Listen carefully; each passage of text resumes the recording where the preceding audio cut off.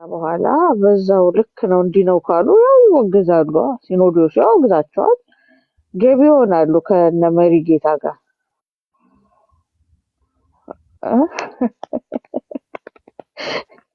በሳቻትም ጭቤልቲ በዚህ ያው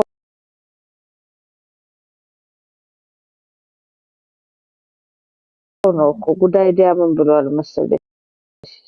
ሳሎንና ጓዳ ነው ብሎ እኮ መጨረሻ ላይ እስላም ጋር ሄደው ፕሮቴስታንት ማለት ኦርቶዶክስ ማለት አለ ሳሎንና ጓዳ ነው አንድ ነው እኮ በቃ ብሎ የት ይሄድልሻል ሙስሊሞች ጋር እንዴ ሜሎስን አየሁት በዚህ አካውንት አንቺን ተከትለው ነው የመጡት። እኔ ግን በጣም ነው ማለት እኔ በጣም እንትና በጣም ነው ያሳዘነኝ። በጣም ሜሎስዬ ያ አስገቢው እስቲ ደስ ብሎታል። እሱማ ጳጳሳት ሲሳሳቱ ደስ ይለዋል። እናንተ ናችሁ እኮ ተሳሳታችሁ የምትሉት እንጂ ለትክክል ናቸው እኮ ጽድዬ በቃም ነው ያስተማሩት እኮ እሳቸው ትክክልማ አይደሉም። ሜሎስዬ እንዴት እንደሚደሰት እንዴት ሞዴሬተር ስጭኝ ጸዲ ሞዴሬተር ስጭኝ እዚህ ቤት እሺ ሜሎስዬ ስለመጣ ወንድሜ በጣም ወድ ማከብር ሜሎስ ነው ሜሎስ ነው የጉድ ያለ አንድ ሜሎስ ነው ያለው እኮ እዚህ ቲክቶክ ላይ እንኳን ደህና መጣ ለኔሽ በዚህ ጸዲ እግዚአብሔር ይመስገን አለሁላችሁ። ሁሉ መልካም ሁሉ ሰላም። እንኳን ደህና መጣህ። አሜን አሜን። ረጅም ጊዜ በጣም በትላንት እየሰማሁህ ነበር። ትላንት ላይቭ ነበርክ? ትላንት ገብቼ ነበር እየሰማሁህ ነበር። ተባረክ። አሜን አሜን። ጸድዬ እንግዲህ ልክ እያለች ያለችው ምንድነው በቃ መወገዝ አለባቸው እያለች ነው ጳጳሱንና እኔ ደግሞ ምን አጥፍተው እግዚአብሔር ቃል ኧረ ተይ ቤዚ እዚሁ በዚሁ ረቲ እኔ ቆንጆ ቆይ እኔና ጆሮ እየሰማ ነው። ምን ነው እሱ አላለችም። የተናገሩትን ማብራሪያ ይሰጣሉ እንጂ እኛ እሳቸውን የምናወግዝ ማን ነን እኛ? ከናቱን የሰጣቸው ክርስቶስ እዚሁ እያሉ ግን ገባሽ በግዛታቸውን ቢሆን ገባሽ ያው ከእግዚአብሔር ቃል ተናግረው ነው እሳቸው እንትን ያፎ ለምታም እኮ አንዳንድ ጊዜ ሊኖር ይችላል። ለጻጽ ይባላል በቤተ ክርስቲያን። ግን ረጅም ሰዓት ያፎ ለምታ ነው ረጅም ሰዓት እኮ ነው ያወሩት እያጣቀሱ አይደል እግዚአብሔርን ቃል ዕብራውያን ላይ ሁሉ እያነሱ ቤቢ ሮሚ 834ንም አንስተዋል ምናምን። እስቲ ሜሎስ በፊት ዲያቆን ነበር። እስቲ ንገረን ታሪክህን። የኢትዮጵያ ኦርቶዶክስ ይላል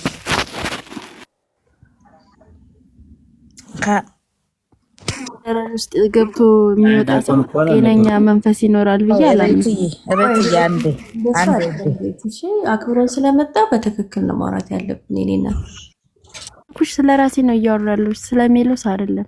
ሜሎስ እኔም አውቀዋለሁ። እሺ ግን ተረጋጉ። እዚህ እያወራችሁ ስለሆነ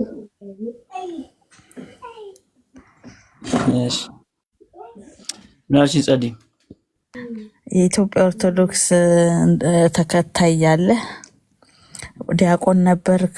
መምህር ነበርክ ወይስ ምእመን? እስቲ ታሪክህን ንገረን። የት ደብር ነበረ የምታገለግለው? ታሪኬን ልንገርሽ። እሺ እኔ ዲያቆን አልነበርኩኝም። የነበርኩት ቅድስት ሥላሴ ኮሌጅ ነው የተማርኩት። እንግዲህ ቅድስት ሥላሴ ኮሌጅ ተምረሽ ጨርሰሽ ስትወጪ መምህር ተብለሽ ተሹመሽ ነው የምትወጪው። ሂዱና አስተምሩ ተብለሽ ማለት ነው። እና እናንተ በጣም የምትወዱት አንድ ሰው አለ አይደል? መምህር ኢዮብ መምህር ኢዮብ ያለው ይመኑ ሳይሆን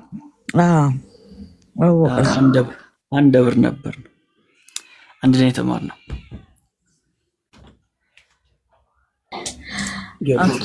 ገነተ ጽጌ ኢዮብ ዘገነተ ጽጌ ነው ወይስ? ገነተ ጽጌ ሪሊ ዋው። ኢዮብ ይመኑ ኢዮብ ዘገነተ ኦኬ ጊዮርጊስ አብረን ነበርን ከቀዳማይ ጀምሮ አብረን የተማርነው አንድ ደብር ነበር እና ባጭሩ ይህን ይመስላል እንግዲህ በቤተክርስቲያኒቷ ውስጥ የነበረኝ ቆይታ ከጊዮርጊስ ከስላሴ ድረስ ማለት ነው።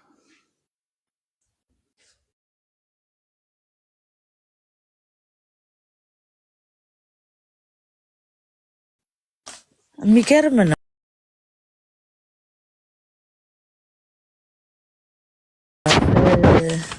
እንዴት ነው ማትሪክ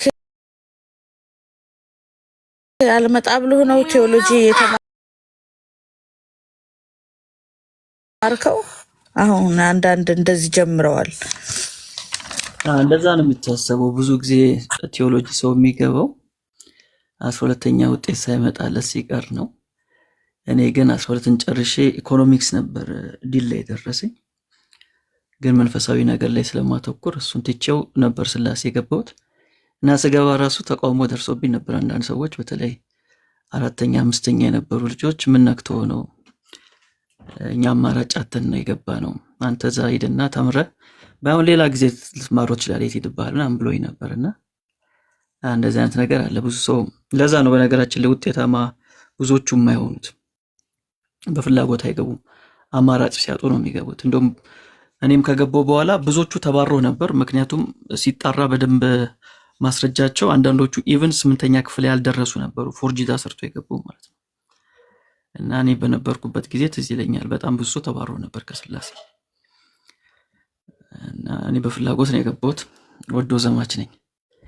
ግን ስላሴ ከጨረስኩ በኋላ ደግሞ አለማዊንም ተምሬያለሁ ሌላ ዩኒቨርሲቲ ገብቼ። እንትን እኮ የንግግር ይሄ እርጋታ ምናምን አሪፍ ነው።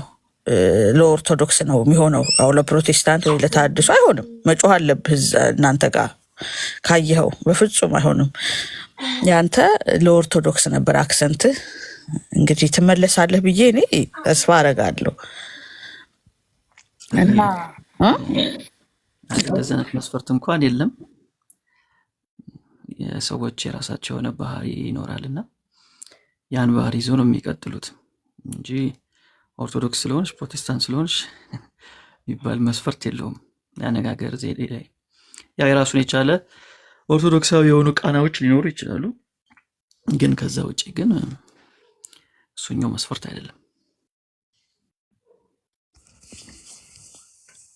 ብዙ ጊዜ ኤርሚያስ ሲናገር ከሰማኸው አትጎትቱት ይላል። በስመ አብ ባላ አይደለም ይላል። ግን አንድ እሱ ያልተረዳው ነገር ምንድን ነው? ኦርቶዶክሳዊ የራሷ የሆነ ስነ ምግባር፣ የንግግርም የአረማመድም የሁሉ ነገር ስርዓት አላት እና ልክ ፈጥናችሁ አትናገሩ ይባላሉ። አሁን መምህራን ሲያስተምሩ በእርጋታ እንዲያስተምሩ ነው። ይህንን ደግሞ አንተ ታውቋለህ። ግን ጨርሰሃል፣ ቴዎሎጂውን ጨርሰኸዋል። አንድ መምህርም እኮ ከኔ ጋር ነበረ ሜሎስ ምናምን ሲል ነበር። ካየኸው እዚህ ማን ነበረ ስሙ? አንድ መምህር ነበር አብረን የተማርነው እያለ ማን ነበር? ከብዙዎቹ ጋር ተምሬያለሁ። እኔ እንዳጋጣሚ የነበርኩበት ባች ጊዜ ብዙ አሁን ሚዲያ ላይ ያሉ ሰዎች አሉ።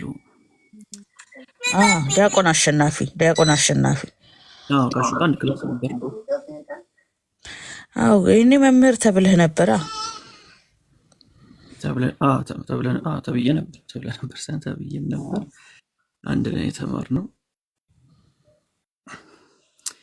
ከዛ ከበጋሻው ጋር ነው የወጣኸው? እንዴት ነው? መቼ በራልህ ነው? እሺ፣ መቼ ነው ወደ ፕሮቴስታንት የገባኸው? ወደ ተሐድሶ በማን ምክንያት ነው? በነ በጋሻው ምክንያት ነው ወይስ በራስህ ነው? አይ በነ በጋሻው ምክንያት አይደለም። ቴዎሎጂ ውስጥ የተለያዩ ትምህርቶች አሉ ማለት እዛ የሚማሩ ግን ሜቢ ከታድሶ የመጡ ከማህበረ ቅዱሳን የመጡ የተለያየ እምነት ያላቸው ሰዎች አሉ ቴዎሎጂ ውስጥ። እና እኔ እንዳጋጣሚ ደግሞ ከታድሶ የነበሩት ሰዎች የማግኘት እድል ነበረኝ። እና ያው እየጠየቅሽ እየተማርሽ እያወቅሽ እያደግሽ ትመጫለሽ። መጀመሪያ ይዤ የገባሁት እውቀትና ይዤ የወጣሁት የተለያየ ሆነ ማለት ነው። ጊዮርጊስ ገነተ ጽጌ የተማርኩት ትምህርትና ከዚህ በፊትም ብየዋለሁ፣ ገነተ ጽጌ የተማርኩት ትምህርትና ቴዎሎጂ ውስጥ ስገባ ያገኘው ትምህርት አንድ አይነት አይደለም። ለእኔ ትልቅ ተርኒንግ ፖይንቱ አንዱ እሱ ነው። ስለዚህ እዛ መግባቴን በጣም እግዚአብሔርን አመሰግነዋለሁ። እንኳን ስላሴ ገባው እውነትን ይዤ የወጣሁት ከዛ ስለሆነ ማለት ነው።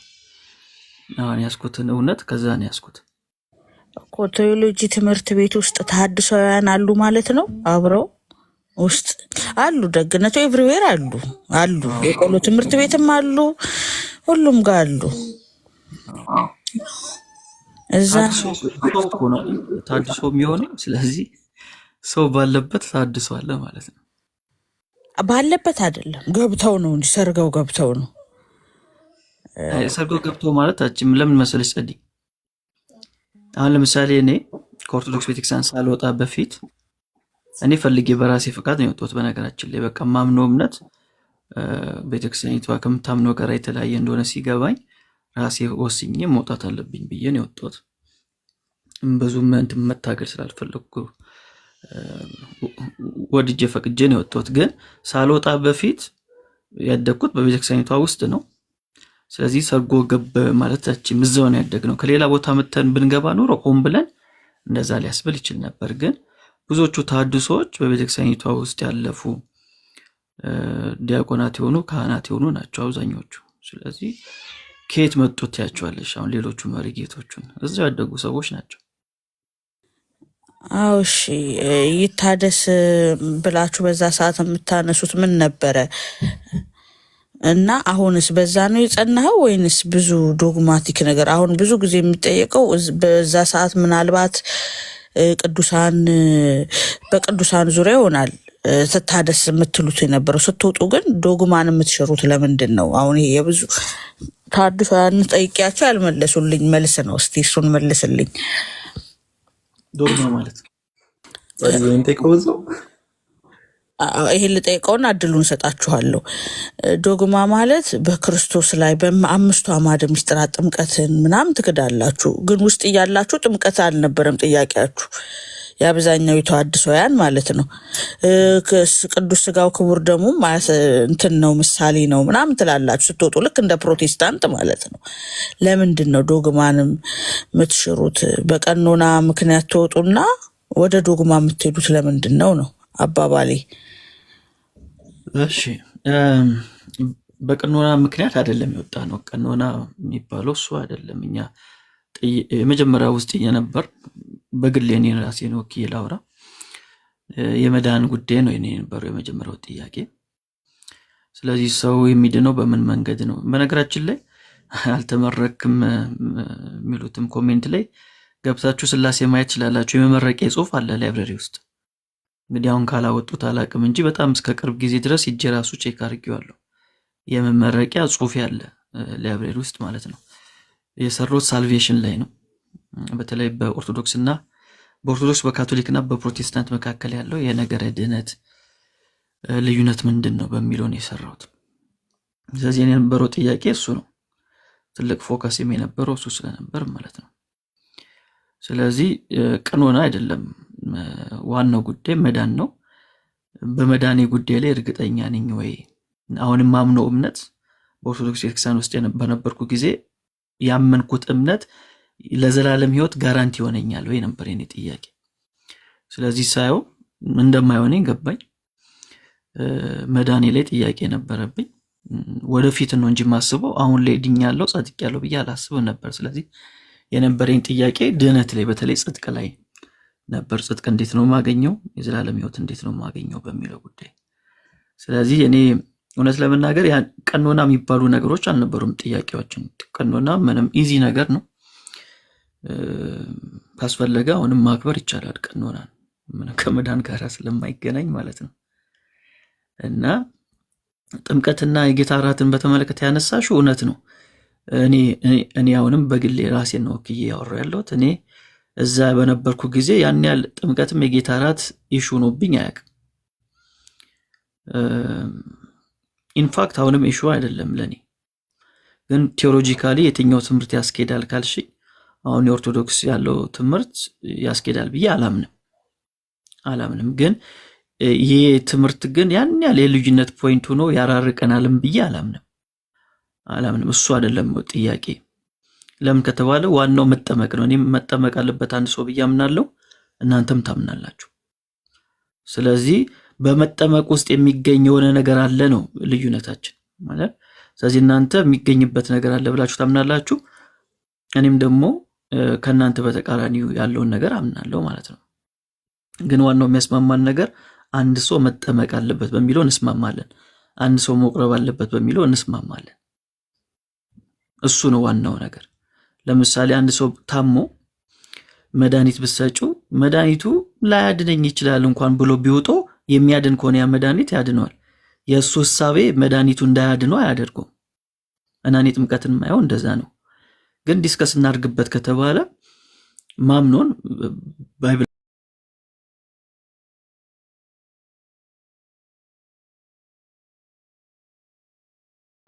ቢብሊካል የሆነውን ሐሳብ አቀርባለሁ ማለት ነው። ስለዚህ ያን ያህል ኦርቶዶክስን በነበርኩበት ጊዜ ያን ያህል አያስጨንቀኝም እነዚህ ጉዳዮች። ምክንያቱም ሰው እዛ ላይ አይደለም ፎከሱ፣ ኦርቶዶክሳውያኑ እዛ ላይ አይደለም ፎከሱ። ጥምቀት ከሆነ በ40 ቀኑ ወይም በ80 ቀኑ ተጠምቋል፣ አለቀ። ስለዚህ አሁን ሰው የሚያነሳው ትምህርት ሌላ ጉዳይ ነው። ነገረ ማርያም፣ ቃል ኪዳን የሚባሉ ትምህርቶች ነበሩ፣ በጣም ትልቁ ማነቆች በእኛ ጊዜ። ስለዚህ እነሱ ላይ ነበር ተቋማችን።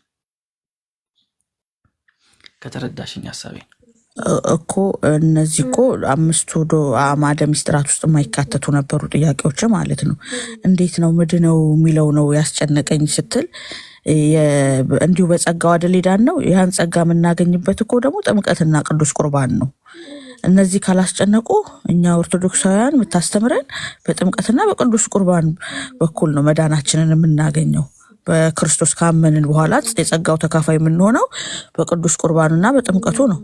እነዚህ ላይ ችግር ከሌለብህ ዶግማውን ትቀበላለህ ማለት ነው። ወደ ነገረ ማርያም ወደ ምን የምትሄደው እኮ እነሱ ዶግማ አይደሉም። ዶግማ ነው እንጂ ነገረ ማርያም ጸዴ ስጋን አልነሳም ካልክ ስጋ አሁን ከድንግል ማርያም ስጋን ተካፍሏል፣ ዶግማ ነው። ስጋ አልተካፈለም ከድንግል ማርያም ካልክ ነው ዶግማን የምታፈርሰው። ገባህ? ትምህርቱ ጠቅላላ ነገረ ማርያም እሱ ብቻ ሳይሆን እኔ ጌታ ከድንግል ማርያም ስጋ ነስቷል ብዬ አምናለሁ። ግን እሱ ብቻ አይደለም ዶግማ። ነገረ ማርያም የሚባለው በኦርቶዶክስ እሱም ብቻ አይዝም። እሺ ነገረ ማርያም ላይ ምንድን ነው የከበደክ? አሁን እኔ 5 አዕማደ ምስጢራት ላይ ፕሮቴስታንት ራሱ ሁሉም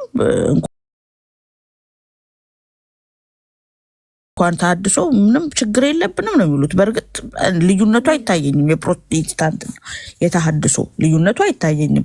ግን ምንም ችግር የለብንም ዶግማ ላይ ይሉና እኛ ደግሞ 5 አዕማደ ምስጢራት የቤተክርስቲያን መሰረቱ። በእርግጥ እውነትህን ነው፣ ዶግማ የሚባሉ ሌሎችም አሉ ከ5 አዕማደ ምስጢራት ውጭ። ግን መሰረት የምንለው እነሱ ናቸው። 5 አዕማደ ምስጢራት መሰረቱ ላይ ችግር የለብም። እነሱ እኮ ሜላ የትኛው ነኝ የምትለው ግን ሜላ ማለት ራስህን ተሐድሳውያኑ ስር ነው ወይስ እንደ ፕሮቴስታንት ነው የምቆጥረው? ወይ ደግሞ ተርኒንግ ፖይንት ካለ ተርኒንግ ፖይንትህን ንገረኝ እስኪ። እኔ ራሴን ማየው እንደ ተሐድሶ ነው ብዙ ጊዜ የምለው እንደዛ። አሁን በግልጥ የሚታወቁት አላውና አሰግድ ሳህሉ እነሱ ላይም የዘመኑ መልክ የሚል የዘመኑ መልክ አለ ካልተሳሳትኩኝ፣ ከኤርሚያስ ካትሰሩበት የነበረ ፕሮግራም ነበራችሁ። ከዛ በኋላ ግን በአገልግሎትም በምንም የማይመሳሰል እንደውም ጠንከር ያሉ ንግግሮች ላይ ያሉበት ልዩነት ከናሰግድ ጋር ወጥተዋል። የራስህንም ቸርች ከፍተህ ማለት ነው። እና ምንድነው የለያችሁ? እሱ ሌላ ውሸት ነው፣ እዚህ ሚዲያ ላይ የሚወራ ነው። አይ ከናሰግድ ጋር በአገልግሎት አናያችሁ መድረክ ላይ ማለት ተለያይታችሁ። አይ እንደዛ አይደለም። ልንገርህ፣ እኔን አይደል የጠየቀኛለሁ። ባለቤቱን ተጠየቅ፣ ያው ከባለቤቱ አፍ ትሰማለህ።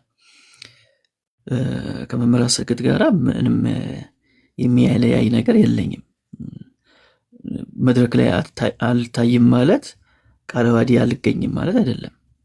የዛሬ ወርም እዛ ነበር። ከዛ ከወጣ በኋላ የተገኘበት ጊዜ አለ፣ አጋጣሚ አለ። ምንም አይነት ዩቲዩብ ላይ ምንም ላይ አይተናቸው አናውቅም እኮ። መድረክ ላይ የለውም ማለት ቃለዋዲ የለውም ማለት አይደለም። እንደውም በአብዛኛው ሁሌም ባልል ግን በአብዛኛው ወራዊ ጉባኤ ላይ አለው እገኛለሁ።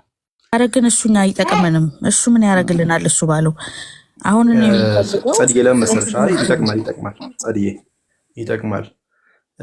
ተሐድሳውያን አገልግሎቶቹ አሁን ተሐድሳውያኑ ሲባል የራሳቸው አገልግሎት አላቸው ከፕሮቴስታንት ጋር በራሳቸው ራሳቸውን ጡጥ ያሉ ቢሆኑም እንደ ፕሮቴስታንቱ ተሐድሶ የሚባሉት ራሱ በጣም ብዙ የትምህርት ልዩነት ሁሉም ማየት አላቸው እና ሜላ እንዲያጠራው ነው ከነ አሰግድ ጋር ሲወጣ ራሱን ችሎ የአስተምሮ ልዩነት አለው። ከነ አሰግድ ጋር አንድ ላይ ማገገል አይችልም። ሲወጣ የሆነ እውነት ገባኝ ብሎ ከነ አሰግድ ጋር ቢወጣም ከነ አሰግድ ጋር ራሱ የማይስማማ ትምህርት አለው ነው። የትምህርት ልዩነት የላችሁም? የአስተምሮ ልዩነት የለንም። የአስተምሮ ትምህርት አንድ ናችሁ። በአንዳንድ ቪዎች ልንለይ እንችላለን። ከእነሱ ጋር ብቻ ሳይሆን ከብዙዎቹ ጋር ኖርማል እይታዎች አሉ። በኦርቶዶክስ ቤተክርስቲያንም የተለያዩ እይታዎች ሊኖሩ ይችላሉ። በአንድ ቤተክርስቲያን አንድ ላይ ሊያስገለግል የማይችል የለም፣ 100% የለም። ስለዚህ የአስተምሮ ልዩነት አይደለም ሁለታችሁን የለያያችሁ ማለት ነው። ምንም አለ። እኔ ያኔ በጣም ቢዚ ነበርኩኝ፣ ትምህርት ነበረብኝ፣ የሆነ አገልግሎት ላይ ነበርኩ። ስለዚህ በዛ ምክንያት ቲቪው ላይ ማገልገል አልቻልኩኝም። እንደውም አስታውሳለሁ ኮሮና ሊገባ አካባቢ ነበር ያቆምነው እንጂ ምንም የትምህርት ልዩነት የለንም። ቃልዋዲን መወደው ማከብሮ አገልግሎት ነው። አሁንም ነገም ከጎናቸው ነኝ ሁሌም። ከብልጽግና ጋር ምናምን ከብልጽግና ወንጌል ከሚሉት ጋር ነው የተያያዘ ነገር የለውም። ከሰው ማንነት ጋር ነው የተያያዘ የአስተምሮ ልዩነት የለም። እሱ ባለው ኧረ ተው በቃ በእናትህ።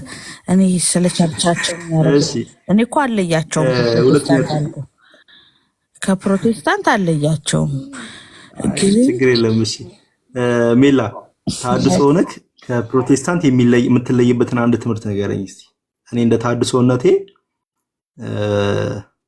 ፕሮቴስታንት አይደለሁም የምትልበትን አንድ ትምህርት። ይሄን ብዙ ጊዜ ተሐድሶ እንጂ ፕሮቴስታንት አይደለሁም። ፕሮቴስታንትና ተሐድሶ ልዩነቱን ስለማይታየኝ እኮ ወይም ብዙ ጊዜ ሳትሰሙን ቀርታችሁ ይሆናል እንጂ በጣም ብዙ ጊዜ እኔ በግሌ ብዙ ጊዜ ተናግሬያለሁ። ምንድነው ለውጡ ከተባለ ለውጡ ስርዓት እኮ ልናገር ነው። ለውጡ ስርዓት ነው፣ ሌላ ነገር አይደለም። የስርዓት ጉዳይ ብቻ ነው። አሁን ጸዲቅ ቀኖና ያለችው ማለት ነው። በሌላ አገላለጥ ተሐድሶ ላይ ስርዓት አለ ማለት ያለባበስ ስርዓት አለ፣ ያቀማመጥ ስርዓት አለ። እነዚህን የመሳሰሉ ነገሮች ናቸው እንጂ መሰረታዊ በሚባለው ትምህርት ላይ አንድ ነው። ምንም አሁን ፕሮቴስታንቶቹ ወንድሞቼ ናቸው፣ በጌታ አንድ ነን። ከዛ ውጪ ስርዓት ነው የሚለየን ማለት ነው። ስለዚህ ተሐድሶ ማለት ግግም ብሎ ኦርቶዶክስ ነኝ የሚል ጴንጤን የሚሉን አጋለጥ ትስማማበታለህ ማለት ነው? አይ እንደሱ ማለት አይደለም። ኦርቶዶክስ ማለት ምንድነው ነው? አሁን እኔም ብጠይቀኝ የኦርቶዶክስ ተከታይ ነው ብትለኝ አይደለም። ተሐድሶ ሆኖ እንደዛ የሚል የለም። ግን ምንድነው የሚባለው? ኦርቶዶክሳዊ ነኝ ነው የሚባለው። ገብተህ ቪዲዮዎች የማየት ይችላል። ኦርቶዶክሳዊ ነኝ አይደለም፣ ኦርቶዶክሳዊ ነኝ ሳይሆን ኦርቶዶክስ ነኝ የሚለውን አሁን ብዙ ተሐድሶ ኦርቶዶክስ ነኝ ብለው የሚገለጡ ታውቃቸዋለህ። እዚህ ላይ ሶሻል ሚዲያ ላይ ያሉትን ጴንጤ አይደለሁም ኦርቶዶክስ ነኝ ይላል። ጴንጤ አይደለሁም ኦርቶዶክስ ነኝ ሲል ዲኖሚኔሽን ሜንሽን እያደረገ እንደሆነ ግልጽ ነው አይደለም? ዲኖሚኔሽን አይደለም፣ ዲኖሚኔሽንን እየገለጠ አይደለም። እኔ ኦርቶዶክስ አይደለሁም እኔ ጴንጤ አይደለሁም ኦርቶዶክስ ነኝ ካለ እኮ ዲኖሚኔሽን ሜንሽን እያደረገ ነው አይደለ? አንድ ዲኖሚኔሽን እየጠቀሰ ነው ማለት። ለማወቅ ከሆነ የምትጠይቀኝ ላስረዳና ስማኝ። ጴንጤ ሆኖ ማለት ተሐድሶ ነኝ የሚል እሱ ባለው በቃ ጴንጤ ያልሆነበትን አንድ ነገር በቃ ኧረ በቃ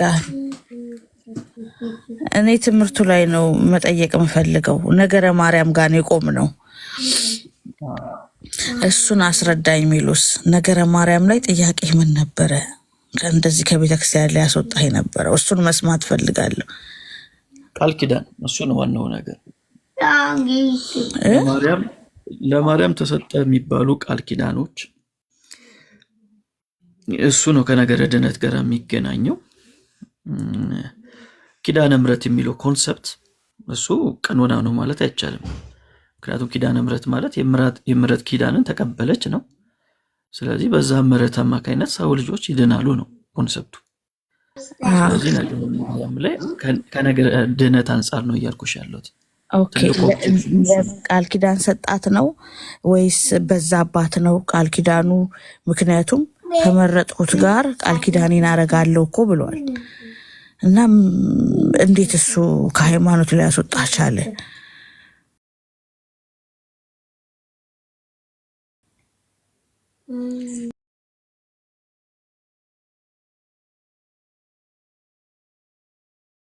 እሺ እሱ ለዳዊት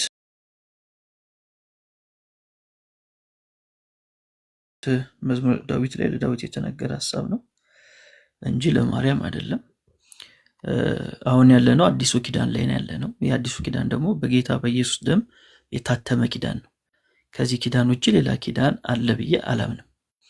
ስለዚህ ይሄ ኪዳን እያለ አዲሱ ኪዳን ውስጥ እያለን በማርያም በኩል እግዚአብሔር ምሕረት ያደርጋል፣ ይቅርታን ያደርጋል ብሎ ማስተማር እሱ ከዋናው የነገረ ድነት ትምህርት አንጻር ሲታይ ይጋጫል።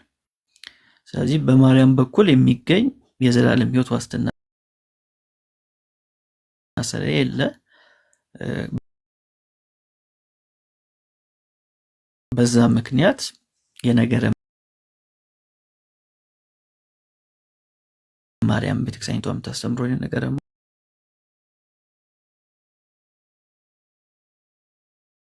ማርያም ትምህርት ተቃውመን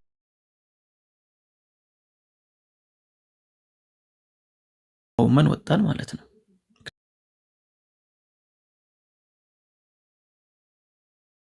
ምክንያቱም ከመዳን ጋር ስለሚገናኝ ነው።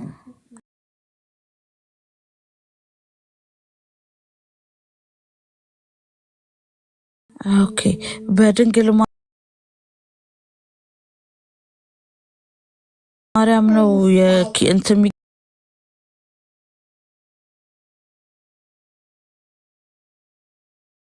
ያደረግነው አስመሰልከው።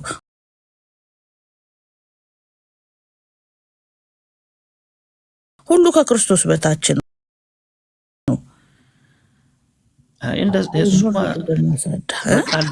በቃል ደረጃማ እንደዛ ይባላል። እኔም ማምኖ የነበረው እንደዛ ነበር። በቃል ደረጃ ግን ተግባራዊ ሆኖ ስታዩ ግን የቤተክርስቲያኒቷ መጽሐፍቶች ስለ ማርያም የሚያወሩት መጽሐፍቶች ላይ ስታይ ግን ምንም አይደለም። በቃ ለኃጢአን መድኃኒት ማርያም ነች ነው የሚለው ታምረ ማርያም። አዎ እኔ አሁን አርጋኖ ላይ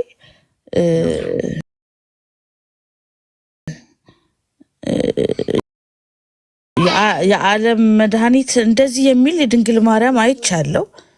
ግን በኦርቶዶክሳዊ ሴቲንግ ማይንድ እንትን ስለው እረዳዋለሁ። ገባ? አንተ እንዴት እንደዚህ መረዳት አለ? አዎ ዓለም ሁሉ ለድንግል ማርያም ይገዛ ይላል አርጋኖ ላይ። ፍጥረት ሁሉ ግን ይገዛ ማለት ይስገድላት፣ ያክብራት፣ ይንበርከክ እንደማለት ነው እንጂ ከፈጣሪ በላይ አድርጓት አይደለም። ገባ? ቃላቱን እኮ ሁሌም ከፈጣሪ በላይ እንዳልሆነች ድንግል ማርያምን ማምለክ ምንፍቅና ነው። ማምለክ ማለት ነው። መናፍቅ ተብለ ከቤተ ክርስቲያን የተወገዙ ሰዎች አሉ ማምለክ ራሱ ሲሞክሩ ወይ ማምላክ ናት ሲሉ ይህንን ምንፍቅና ነው። ድንግል ማርያምን ማምለክ ምንፍቅና ነው። ታወግዛለች ቤተ ክርስቲያን ነው።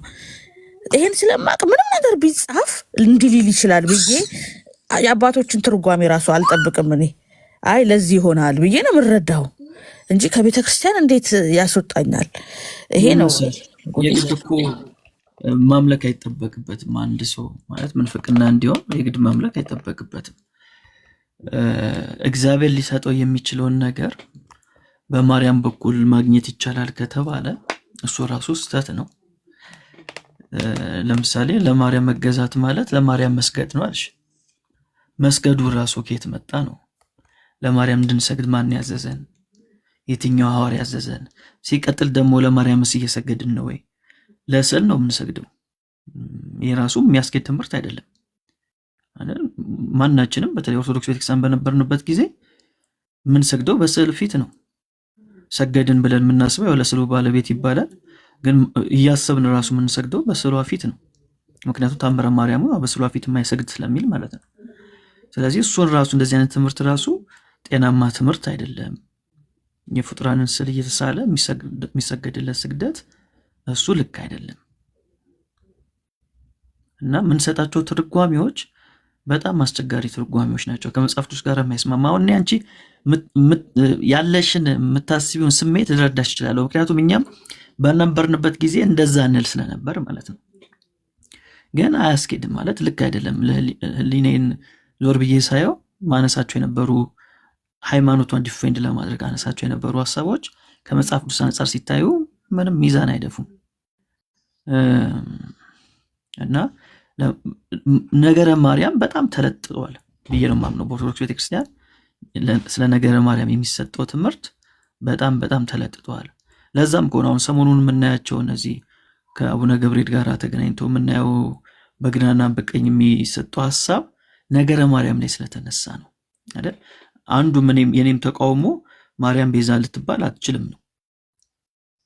ምክንያቱም የኃጢአን ቤዛ ማርያም ስላልሆነች ማለት ነው። አምላክን ስለወለደች ወይም የጌታ እናት ስለሆነች ነው ቤዛ የምንላት ከሆነ ያን ሊያከራክረን ይችላል።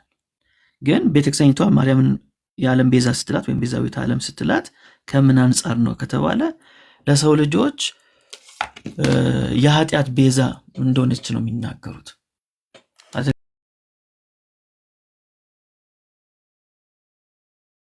እግዚአብሔር ማርያምን አይቶ ይቅር እንደሚል የሰው ልጅን ይሄ ደግሞ በጣም ልክ አይደለም።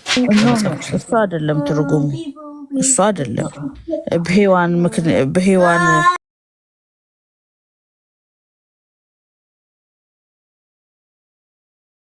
ሞት ወደ ምድር እንደገባ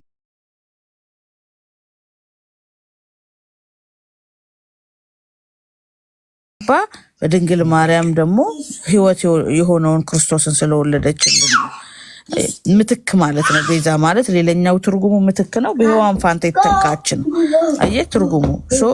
ቤዛ ለምን ተባለች ካልን ደግሞ መጽሐፍ ቅዱስ ላይ ሌሎች ሰዎች ቤዛ ስለተባሉ ቤዛ ብንላት ኃጢአት አይሆንብንም።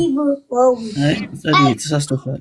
ልክ ነሽ። አንደኛው እንደዛ ይባላል። በሔዋን ምትክ ስለሆነች ቤዛ ትባላለች ማርያም የሚባለው አንዱ ትርጉም ነው። ግን እሱ ብቻ አይደለም ትርጉሙ። ለምሳሌ አንድ ልጥቀስልሽ። አባ ጊዮርጊስ ዘጋስጫ የሚሉትን ማለት ነው። አባ ጊዮርጊስ ዘጋስጫ ምንድነው የሚሉት? ቃል በቃል ላንብብልሽ። እመቤቴ ወላዲት አምላክ ሆይ አምላክ ጌታ ለሆነ ልጅሽ ስለኔ እንዲህ ብለሽ ንገሪው። አቤቱ ምሕረትን አታዘግይበት። ይህ ሰነፍ ሰው በስንፍናው ቢያሳዝን ስለ ነፍሱ ቤዛ ንጽሕናዬን ተመልከት ይላል። የሚለው ማነው? አባ ጊዮርጊስ ነው። እና ማርያም ምንድነው የምትለው? ስለዚህ ሰው ስንፍናው በሌላ አገላለጥ ኃጢአቱ ነው ቢያሳዝን ምን አድርገው? ስለ ነፍሱ ቤዛ ንጽሕናዬን ተመልከት ትለዋለች ማርያም። ስለዚህ እግዚአብሔር ይቅር የሚለን የማርያምን ንጽሕና አይቶ ነው። ምክንያቱም እሷ ለነፍሳችን ቤዛ ስለሆነች ማለት ነው። ይሄ አባ ጊዮርጊስ ልመና ነው። ኦፍኮርስ ልመና እኮ ነው፣ እየለመነች ነው። ገባ? አትለምኝ ደግሞ አትላት ደግሞ ንጹህ ነች። ንጽሕናዋን ትጠራጠራለህ? እግዚአብሔር የማርያምን ንጽሕና አይቶ ይቅር ይለናል የሚል መጽሐፍ ቅዱሳዊ ሀሳብ የለም። እግዚአብሔር የልጁ የኢየሱስ ክርስቶስን ሞት የፈቀደው እኮ በዛ በኩል ደህንነት ምሕረት እንድናገኝ ነው። በቃ እኔና አንቺ ደህንነት የምናገኘው ላይ ኢሜሎሲ ለሰው ብሎ አልማረም፣ ለነ ሙሴ ብሎ እኔን ከሕይወት መጽሐፍ ሰርዘኝ እያሉ ሲያስምሩ አልነበር? ሌላ ደግሞ ለማን ነው? ለሎጥ ነው። ለሎጥ ራሱ አንድ እንኳን ለአብርሃም አንድ እንኳን ጻድቅ የለም እያለ ሊምር ሲደራደር አልነበር ከአብርሃም ጋር? ከድንግል ማርያም ጋርም ደግሞ ያውም እሷ ደግሞ ከሁሉ በላይ ጸጋን የተመላሽ ናት። ለምን አታምንም አንተ? እምነትህ እኮ ነው የሚያድንህ። ዋናው እምነት ነው እኮ እምነትማ ምንድነው የሚለን? ሮሜ 10 ላይ እምነት ከመስማት ነው፣ መስማትም በእግዚአብሔር ቃል ነው ይለናል። ስለዚህ በየትኛው የእግዚአብሔር ቃል ላይ ተመስርቼ ይህንን ነገር ለምን? የኔ ጥያቄ እሱ ነው። ሲቀጥል ልክ ነሽ። በብሉይ ኪዳን እዚህ ጋር ጥያቄ አለኝ ጠይቅ፣ ፈቀድልኛል? አዎ እሺ፣ ጨርስና ጠይቃለህ። ቋስ ሚኪም አለ። ይጨርስና የጀመረውን ሚኪዬ ትቀጥላለህ። አዎ እንትን ይላል እኔ አልቆይም ታውቂያለሽ፣ ተኝቼ እየሰማችሁ ነው፣ ግን ግድ ሆኖብኝ ነው ቀስ ብዬ ተነስቼ ወጥቼ እንትን ለማለት የሞከርኩት። እሺ ጸድዬ፣ ለዛ ነው የገባሁት። ቀጥልሽ። ምናልባት አሪፍ ነው ጸድዬ፣ አንቺም እያነሳሽ ያለሽው ሀሳብ ጥሩ ስለሆነ ግን ሜሎስ አንዱ ቦታ ላይ ያዝ ስታደርግክ ወደ ሌላ ቦታ እየሄድክ ስለሆነ እዛ ነገር ላይ ብቻ ከጨረስክ በኋላ ወደ ሌላኛው ነገር ብትሄድ መልካም ነው። የሚሰማውም ሰው የሚያዳምጠውም ሰው ይጠቀምበታል። ምናልባት አሁን ያነሳችልን ነገር አለ። ስለ ቅዱሳን ሲል ስለ ንጹሐን ሲል እግዚአብሔር አምላክ አልማረም ወይ? እሱን እያመንክ ምሯል ወይም አልማረም እያልክ እየዘጋ መሄድ ይገባሃል። መጽሐፍ ቅዱስን የምትቀበል ከሆነ የፈለግከውን ገድል ይዘና የፈለግከውን መጽሐፍት ይዘና አንተ አሁን መጀመሪያ ስለ ቅዱሳኑ ሲል ስለ ጻድቃን ሲል ልመናቸውን ምልጃቸውን አይቶ እግዚአብሔር አምላክ አይምርም ብለህ በአቋም ተከራከር። አቋም ይሄ ከሆነ እኛ የሚምረው እግዚአብሔር ነው ብለን ነው የምናምነው፣ ክርስቶስ ነው ብለን ነው የምናምነው። ኃጢአትን ይቅር የሚለው ክርስቶስ ነው ብለን ነው የምናምነው። ከሱ ውጭ ኃጢአትን ይቅር የሚል ምድራዊ ኃይል የለም። ከክርስቶስ ውጭ ጌታ የለም። ይህንን ነው የምናምነው። ነገር ግን ስለ ቅዱሳኑ ስለ ጻድቃኑ ሲል እግዚአብሔር አምላክ ይምራል። አይ በእነርሱ ምልጃ እግዚአብሔር አምላክ አይምርም የሚል ከሆነ ያንተ አቋም አምጣ ማስረጃ። ስላለማማሩ ይቅር ስላለማለቱ ማስረጃ አቅርብ። ስለዚህ ከሌለህ ግን ገድላቱንም መግለጹ ወይንም ዝም ብሎ እንደው ወደዛም ወደዚህ ማለቱ ብዙ ላይጠቅም ስለሚችል ነው። ሜላ ጸድ የጠየቀች ፖይንት ላይ ስሩዘ ፖይንት መለስልን።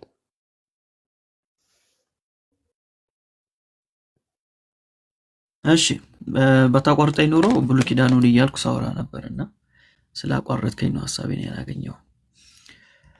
በብሉይ ኪዳን እግዚአብሔር ስለ አባቶች ብሎ ይቅርታን አድርጓል ወይ ከተባለ አዎ አድርጓል ነው።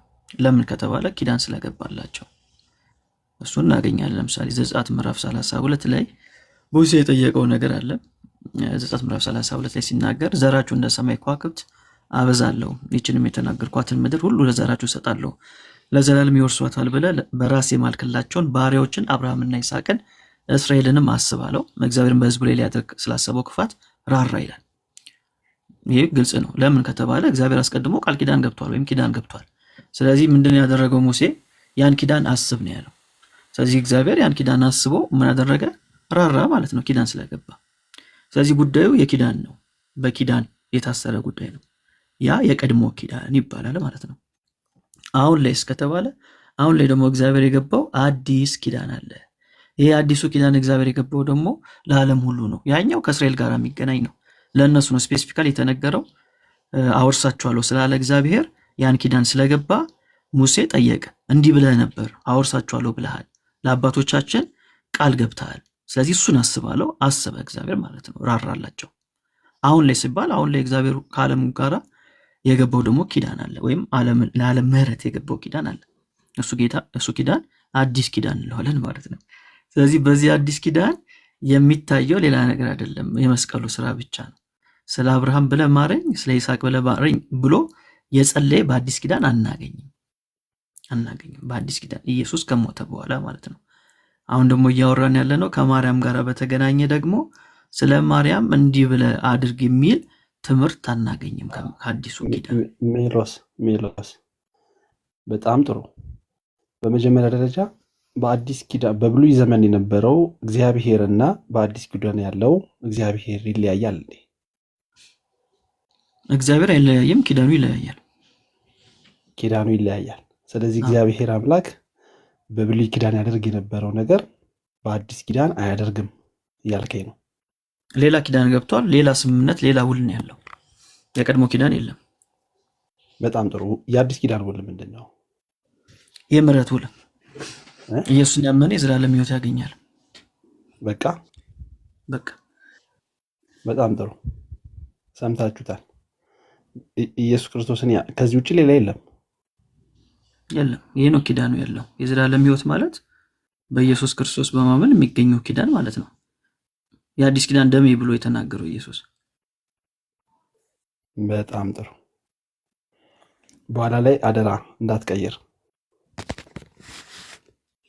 የምትጠይቀውን ጠይቀኝ ሚኪ።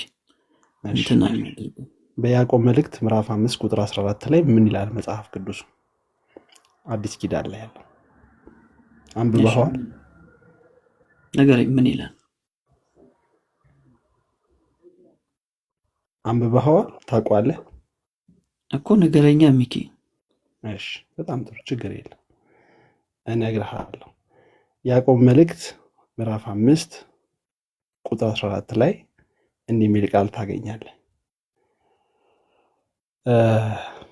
እንግዲህ ከእናንተ ከታናሾች የታመመ ቢኖር የቤተክርስቲያን አባቶችን ይጥራ ይላል። ልብ በል። እርሱንም ዘይት ቀብተው ይጸልዩለት። ማንን ይጥራ ነው ያለው? ሜሎስ። እሺ ሀሳብን አስቀምጥ ሚኪ። አይ እያወራን ያለን እኮ ስለ ኪዳን ነው እንጂ ስለ ሽማግሌዎች አይደለም። ለምን እንዴ? ስለ ሽማግሌ ነው እያወራን ያለን። ስለ አባቶች እኮ ነው እያወራን ያለ ነው አይደል እንዴ? እዚህ ጋር አገልጋዮች ናቸው። የቤተክርስቲያን ሽማግሌዎች አገልጋዮች ናቸው። የቤተክርስቲያን ሽማግሌዎች አገልጋዮች ናቸው እንጂ እና አብርሃም እና ይስሐቅ አይደሉም።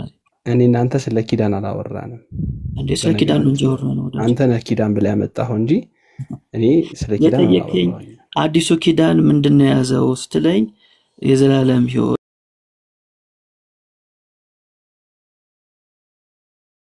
አልኩ። ከዚህ ውጭ የለውም ወይ?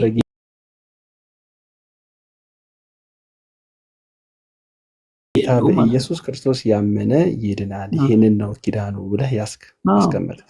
እውነት ነው። ስለዚህ ይህን ያመጣህበት ዋነኛ ምክንያት ምንድን ነው? እግዚአብሔር አምላክ በቅዱሳኑ ምልጃ ሊያድንን አይችልም። ጌታ ኢየሱስ ክርስቶስ በቅዱሳኑ ልመናና ምልጃ ሊያድንን አይችልም፣ የቅዱሳኑን ጸሎት ሊሰማ አይችልም ብለህ ለማለት ነው አይደል ያመጣው? የቅዱሳኑን ጸሎት እግዚአብሔር አይሰማም ያልኩት ምን ጋር ነው ወዳጄ? እንዴ የእነሱን ጸሎት ሰምቶ ይቅር አይልም እግዚአብሔር?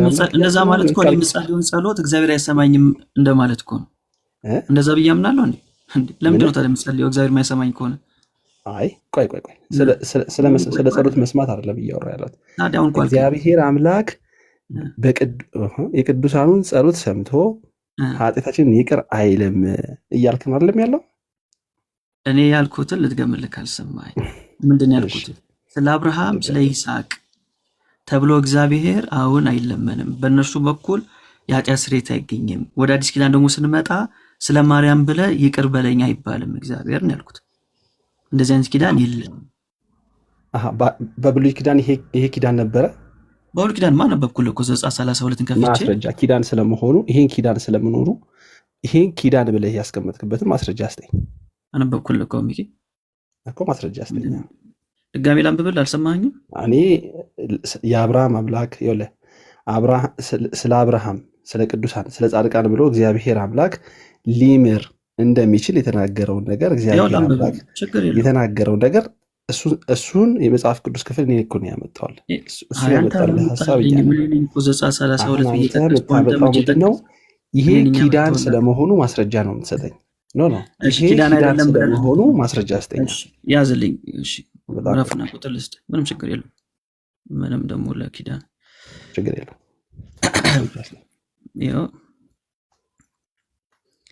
ዘጸአት 32 ላይ ያነበብኩልን ላሳያውን። ዘራችሁ እንደ ሰማይ ከዋክብት አበዛለሁ፣ ይህችንም የተናገርኳትን ምድር ሁሉ ለዘራችሁ እሰጣለሁ፣ ለዘላለም ይወርሷታል ብለህ በራሴ የማልክላቸውን ባሪያዎችን አብርሃምና ይስሐቅን እስራኤልን አስብ አለው። ይህን የት ነው የምናገኘው? ዘጸአት ምዕራፍ 2 ቁጥር 22 ላይ ምን የሚል ቃል እናገኛለን? እግዚአብሔር ከአብርሃምና ከይስሐቅ ከያዕቆብ ጋር ያደረገውን ቃል ኪዳን አሰበ ይላል። ምንድነው ጥያቄ ታዲያ? ቃል ኪዳን አሰበ እግዚአብሔር። እሺ እና እንዴትና አሳየኝ አላልክም እንደ ኪዳን ያሳየው። ስለዚህ ይሄ የብሉይ ኪዳን ነው። ይሄው ኪዳን እያለ ቆይ እኮ አዳምጠኝ። ስለዚህ ስለ ቅዱሳን 10 ቅዱሳን 40 ቅዱሳን ካሉ እምራለሁ እግዚአብሔር አምላክ እምርልሃለሁ ሲለው ለአብርሃም ስለ ሙሴ ነው እያወራን ያለነው ወዳጅ። አይደለም 40 ቅዱሳን ካሉ ብሎ ለማን ነው? እሱ አብርሃም ነው ወዳጅ። በጣም ጥሩ እያወራን ነው። እኔ እያወራሁት ያለሁት እኮ ዘጸአት ላይ ነው። አንተ ዘፍጥረት ላይ ነው ያለው። አይ ኪዳኖቹን ላይ ጸዲ መጀመሪያ ኪዳን አሳየኝ አልከኝ ሚኪ። እኔ ስለ ኪዳን አሳየኝ አላልኩም። ኪዳን አሳየኝ አላልኩም። ኪዳን ትርጉሙን ንገረኝ ብዬ አልኩ። ኪዳን አሳየኝ አላልከኝ ወይ? ኪዳን ሜሎስዬ መንሸራተት ሰዎች ሲንሸራተቱ ቆይ ችግር የለም። አሁን ይኸውልህ ሰዎች ሲንሸራተቱ እኔ ደስ አይለኝም። ፖይንትህ ላይ ቁምና ይሄ እግዚአብሔር አምላክ ስለ 40 ቅዱሳን ስል እምርልሃለሁ። 40 ቅዱሳን ካሉ እምርልሃለሁ፣ 10 ቅዱሳን ካሉ እምርልሃለሁ፣ 30 ቅዱሳን ካሉ እምርልሃለሁ ብሎ ጌታ ኢየሱስ ክርስቶስ እግዚአብሔር አምላክ እንግዲህ ለአብርሃም ይህንን ነገር ሲነግረው የነበረው ይሄ ቃል ይሄ ምንድን ያልከው ኪዳን ነው አይደለም ያልከኝ? ይሄን አላልኩኝም። ዘፍጥረት 18ን አልጠቀስኩልም ወዳጄ። እኔ ዘጸአት 32 ላይ ነኝ ያለሁት መጀመሪያ ላይ። ስለዚህ ይሄ እሺ ችግር የለም። ስለዚህ እግዚአብሔር አምላክ ስለ ቅዱሳኑ ሲል ይምራል ማለት ነው አይደለ? ነገርኩህ እኮ ከአብርሃም ከይስሐቅ ጋር ቅዱሳኑ ሲል መማሩ በአዲስ ኪዳንም ሆነ በብሉይ ኪዳን ይሄ ይሰራል ማለት ነው አይደለ? እንግባባ፣ ችግር የለም። በፈለግከው አዙር። አንተ ጨረስክ? እንዳላቋርጥ ጨርስና እኔም ደግሞ ላውራ። እሺ በጣም ጥሩ። ሐሳቤን በደንብ እንድታገኘው ተረጋግተም እንድትመልስልኝ እግዚአብሔር አምላክ እኔ እናንተ ስንነሳ መነሻችን እግዚአብሔር አምላክ ስለ ቅዱሳኑ ሲል ይምራል ወይ ብዬ ስጠይቅህ ይሄንን የሚያደርገው በብሉይ ኪዳን እግዚአብሔር አምላክ የገባው ኪዳን ነው እንጂ በአዲስ ኪዳን ይሄ ተቀይሯል ነው ያልከኝ። ተሳስቻለሁ?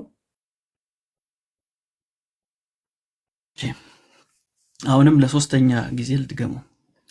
እግዚአብሔር ስለ እንትና ስለ አብርሃም ስለ ሙሴ ብሎ በብሉይ ኪዳን ሙሉ ምሕረትን አድርገዋል ወይ? አዎ አድርገዋል። እሱን ደግሞ እኔ ነኝ የጠቀስኩት። አንተ አሁን አንድ ማስረጃ አላመጣም። ዘጸአት ምዕራፍ 32ን ጠቀስኩ፣ ዘጸአት 2ን ጠቀስኩ። ስለ እነዚህ አባቶች ኪዳን እግዚአብሔር አሰበ፣ በዚህ ምሕረትን አደረገ። ለምን ከተባለ ቃል ገብቶላቸው ነበር ዘራችሁን አወርሳለሁ ብሎ። ስለዚህ ሙሴ ምን አደረገ? እንደዚህ ብለህ ለአባቶቻችን ተናግረ ነበር ብሎ ስማቸውን ዘርዝሮ ነገረው። እግዚአብሔርም ደግሞ በምሕረት ተመለሰ። አሁን ያለነው ግን በአዲስ ኪዳን ነው። በአዲስ ኪዳን ላይ ስለ አብርሃም ስለ ይስሐቅ ብለህ ምሕረትን ይቅርታን አድርግ ተብሎ አይጠየቅም። እግዚአብሔር ያልጠየቁህን እኮ ራሱ ጥያቄ እየፈጠረ ሜሎስ ይኸውልህ፣ እኔ ስለ አብርሃምና ስለ ሙሴና ስለ አብርሃም አልጠየቅኩህም። ስለ ቅዱሳን ሲል እግዚአብሔር አምላክ እምራለሁ ሲል እግዚአብሔር አምላክ ስለ ቅዱሳኑ ሲል እምራለሁ ሲል ይሄ እግዚአብሔር አምላክ እምራለሁ ያለው ሚኪዬ ይሄ የእግዚአብሔር ቃል በአዲስ ኪዳን ይሰራል ወይስ አይሰራም? እኔ ላሳየዋ ቃል ኪዳኑን በአዲስ ኪዳን ያውም የአዲስ ኪዳኑ እኮ ይበልጣል። ለቅዱሳን ሐዋርያቶች ምንድን ነው ያለው? እናንተን የሚቀበል እኔን ይቀበላል ብሎ ቃል ገብቶላቸዋል።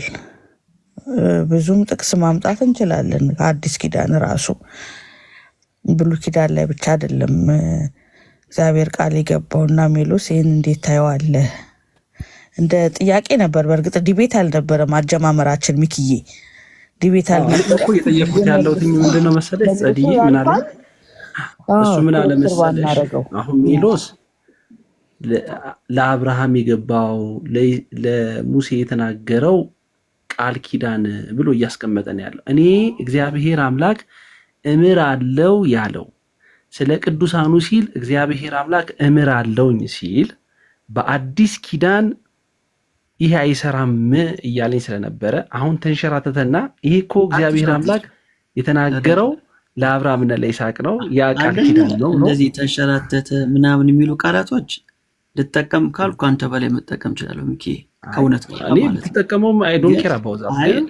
ክርስቲያን ነኝ አይመጥነኝም እኔ ለዛ ልጠቀም ነው። ይሄ እኮ የክርስቲያን ብቻ ነው ማስቀመጠው። ይሄ እኮ ክርስቲያን የመሆንና ያለ መሆን ጉዳይ አይደለም ነው እንጂ እኛ ለአንደበታችን እንጠነቀቃለን። ምንናገረው ለምን ከፋ እንደ እግዚአብሔር ቃል ነው ምንናገረው እኮ ሳትንሸራተት አውራ ማለት ነው። ጥያቄ ካለ ኤኒቲንግ የፈለግከውን ጥያቄ ጠይቀኝ፣ እየጠቀስኩ መጽሐፍ እያሳየው እመልስልሃለሁ። ጎሄድ ጠይቀኝ። በጣም ጥሩ። እግዚአብሔር አምላክ ስለ ቅዱሳኑ ሲል ይምረናል አይምረንም? አዲስ ኪዳን አይምርም። እንደዚህ እንድትመልስልኝ ነው የፈለግኩት እኮ።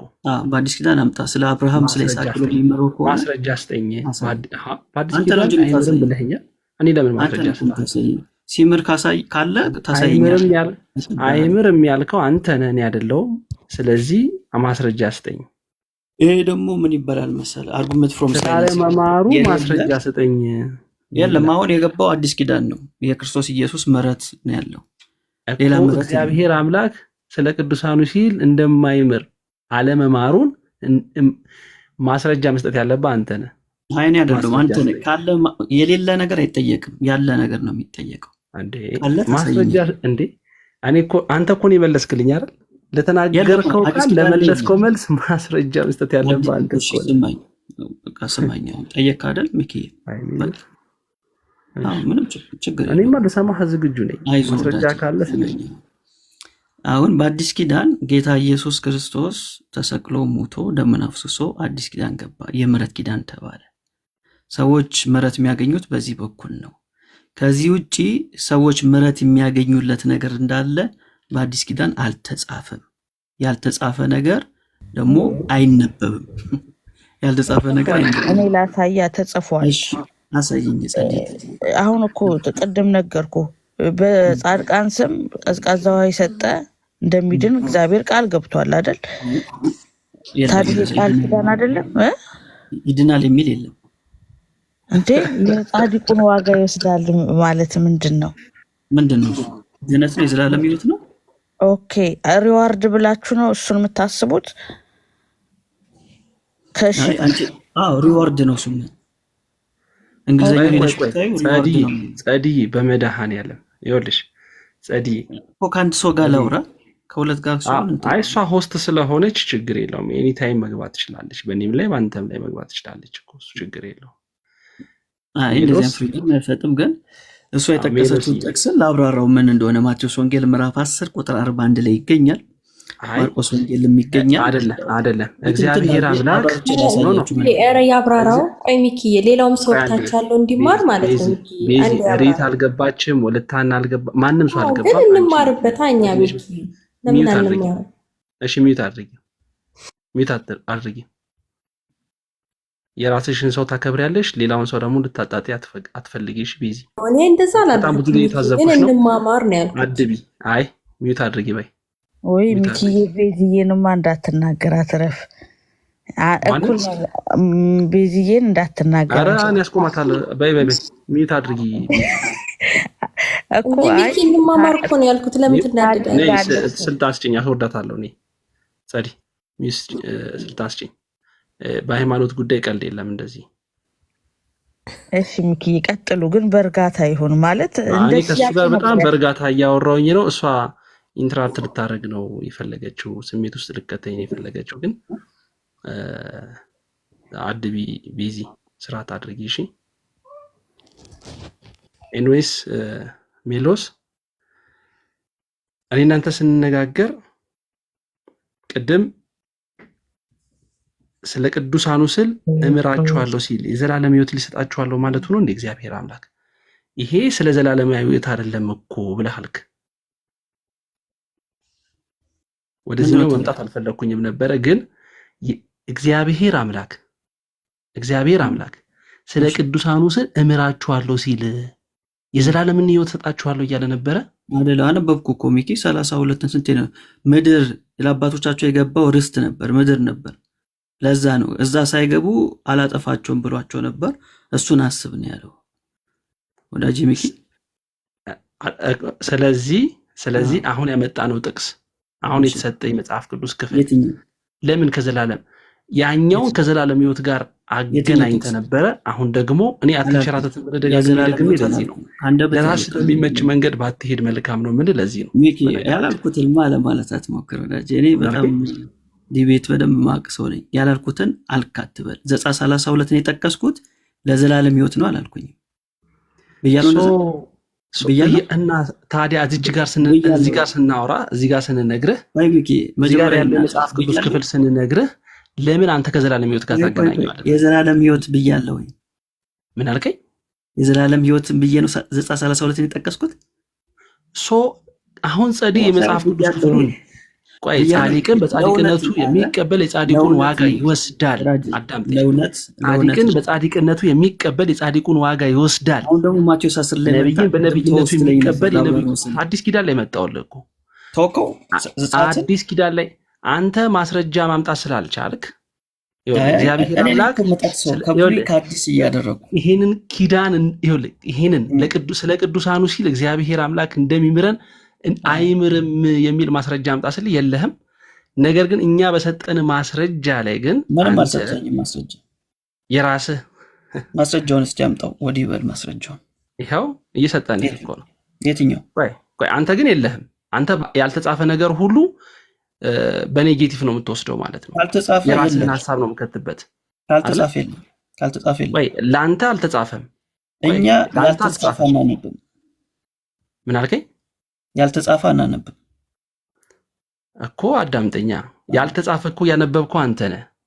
ያልተጻፈውን ያልተጻፈ አላነብም ብለህ አነበብክ። ምን ብዬ አነበብኩ? በእርግጥ የተጻፈ ነው ማንበብ አልፈለግከውም፣ ግን ያልተጻፈ ያነበብከው አንተ ነህ። በጣም ጥሩ። ያልተጻፈ ያነበብከው አንተ ነህ የሚልህ በብሉይ ኪዳን ቃል ኪዳን ተገብቷል። ያንን የገባውን ቃል ኪዳን ግን በአዲስ ኪዳን የለም። በአዲስ ኪዳን ያለው ቃል ኪዳን ሌላ ነው ብለህ አስቀመጥክ። ያው ላንበብላ እንደ ላንበብልህ ማስረጃ አምጣ ስልህ ግን አልተጻፈም ነው ያንተ። ኧረ ላንበብልህ ይነበብ። ማቴዎስ 10:40 አይደለ?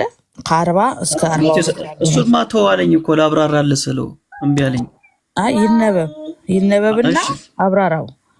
እሺ ጥሩ። አሁን ለጠየቀኝ ልመልስልህ። ላንበብና ማቴዎስ 10 ላይ ሄዳለሁ። እንዴት ያ ኪዳን እንዴት እንደቀረ ላንበብለት። ዕብራውያን ምዕራፍ 8 እንደዚህ ይላል፣ ፊተኛው ኪዳን ነቀፋ ባይኖረው ለሁለተኛው ስፍራ ባልተፈለገ ነበር፣ እነርሱን እየነቀፈ ይላችኋልና፣ እነሆ ከእስራኤል ቤትና ከይሁዳ ቤት ጋር አዲስ ኪዳን የምገባበት ወራት ይመጣል ይላል ጌታ። ለምን? ከግብፅ ሀገር አወጣቸው ዘንድ እጃቸውን በያዝኩበት ቀን ከአባቶቻቸው ጋር እንደገባሁት ኪዳን አይደለም፣ እነርሱ በኪዳኔ አልጸኑምና እኔም ቸል አልኳቸው ይላል ጌታ ይላል። ከዛ በኋላስ ቁጥር 13 የመጨረሻው ቁጥር አዲስ በማለቱ ፊተኛውን አስረድቶታል፣ አሮጌና ውራጅ የሆነውስ ሊጠፋ ቀርቧል ይላል። ስለዚህ ፊተኛው ኪዳን ነቀፋ ነበረበት፣ አሮጌ ነው፣ ውራጅ ነው፣ የጠፋ ነው።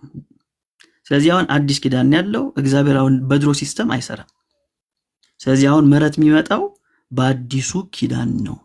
እንደ ቀድሞ ስለ አብርሃም ስለ ይስሐቅ ተብሎ እግዚአብሔር አይጠየቅም። ይህን በዚህ ዘጋሁት። ማቴዎስ 10 ላይ ልምጣ። የማቴዎስ ወንጌል ምዕራፍ 10 ላይ ምንድነው ሐሳቡ ከተባለ ቁጥር 41 ላይ የሚናገረው ሜሎሲ እናፍርሰው። አሁን ያብራራህበትን እናፈርሰዋለን። እንዴት መሰለህ? የአሮጌው ኪዳን የተባለው በበሬ በበግ የታረደ ይቅር የሚባል ኃጢአት። አሁን ግን በክርስቶስ ደም አዲሱ ኪዳን የተባለው የክርስቶስ ደም ነው። ወደዛች ክርስቶስ ባዘጋጀልን ወደዛች መንግስተ ሰማያት በክርስቶስ ደም በተዘጋጀልን መንግስተ ሰማያት የምንገባው በአዲሱ ኪዳን ነው አለ እንጂ የቅዱሳን ምልጃ አይሰራም ማለት አይደለም። አየህ አንተ ስታብራራው አሁን ትርጓሜው ላይ ነው ልዩነታችን። እውነት ነው አሮጌው ኪዳን የተባለው ይህ በበግ በምን የሚሰዋ የነበረው ቀርቶ በክርስቶስ ደም በኩል ወደ መንግስተ ሰማያት እንገባለን። ይህ መንግስተ ሰማያት እንድንገባ በክርስቶስ ደም ወደ ተከፈተልን ገነት የምንገባው በቅዱሳንም ምልጃ ጭምር ነው። ቅዱሳን ያማልዱናል፣ እንገባለን። ወዴት? በክርስቶስ ደም ወደ ተመሰረተችው ወደ ተከፈተልን ገነት ማለት ነው እንጂ አንተ እንዳልከው አሁን ያልሽው ሐሳብ እዚህ መጽሐፉ ላይ የለም። አለ። በቅዱሳኑ ምልጃ እንገባለን ገነት የሚል የለም። ምኑ ጋር ጸዲ ላምብ ምኑ ጋር አንተም እኮ በቅዱሳን አይገባም ያልከው የለም የለም። ይሄ ማለት አይደለም ነገረና ያለው አንድ መንገድ እንደሆነ ነገረን፣ አንድ ኪዳን እንደሆነ ነገረን፣ ሌላ አልነገረንም። ስለዚህ ባልተጻፈ ነገር ላይ እምነታችንን አንመሰርትም። የተጻፈው ምንድነው ከተባለ አዲስ ኪዳን ነው። የቅዱሳኑ ምልጃ ከክርስቶስ ደም ተለይቶ ሳይሆን እነሱ ወደዛ እንድንቀርብ ነው የሚያደርጉን። ገባ? ያማልዱናል ስንል ወደ ክርስቶስ ደም ምን ማለት ነው? እስቲ አብራሪልኝ ይሄን ፖይንት። አሁን ለምሳሌ ካለ ስጋው ደሙ የኃጢአታችን አይሰረይም እንላለን አይደል? ድንግል ማርያም ስላማለደችን ብቻ ስጋውና ደሙን ሳንበላ አንገባም መንግስተ ሰማያት። ግን ለስጋው ደሙ እንድንበቃ የድንግል ማርያም ምልጃ ያስፈልገናል፣ ይቅር እንዲለን እድሜ እንዲጨምርልን ለንስሐ። ገባ? እንጂ በክርስቶስ ደም ነው የሚዳነው። የተናገርሽው ግን ልክ ነው ጸዲ። ምክንያቱም በኦርቶዶክስ ቤተክርስቲያን ሰው ባይቆርብም በማርያም ታምሯን ከሰማ እንደቆረበ ይቆጠርለታል ይላል። እሱ ማለት ጠይቄያለሁ ይሄንን። እሱ ማለት እንዲቆርብ እድሜ ትለምንለታለች ማለት ነው ብለውኛል። ትርጓሜው ቤት ትርጓሜ የትኛው ትርጓሜ ነው እንደዛ የሚል ማብራሪያ ሲያስተምሩን ስንጠይቅ ምን ማለት ነው ብለን ስንጠይቅ መጽሐፉ እንደዛ አይልማ ጸዲ። መጽሐፉ እኮ የሚለው ይቆጠርለታል ነው እንደወሰደ እንጂ ትለምንለታለች እድሜ እንዲኖሩ አይደለም። እሱ ስህተት ነው። ካለ ስጋው ደሙ ሳይወሰድ በድንግል ማርያም ምልጃ ብቻ ይገባል የሚል የቤተክርስቲያን አስተምሮ እዚህም ያሉ ወንድሞች ሁሉም ይመሰክራሉ። የለም እንዲህ አይነት አስተምህሮ ካለ ክርስቶስ ደም ስርየት ኃጢአት የለም። በቃ በክርስቶስ ነው። ያኔ እኮ እኛ ጠይቀን ክርስቶስ አስታራቂያችን እንደሆነ ሲነግሩን እኮ እንዲህ ነው ያብራሩልን። እንደዛማ ካልሽ ጸድዬ ዌልካም። አንዱም እኮ የታድሶ ጥያቄያችን ነው አለመረዳት ነው። አለመረዳት ሳይሆን በቤተክርስቲያኒቱ ያሉ አዋልድ መጽሐፍቶች የሚናገሩት ከዚህ ውጭ ነው።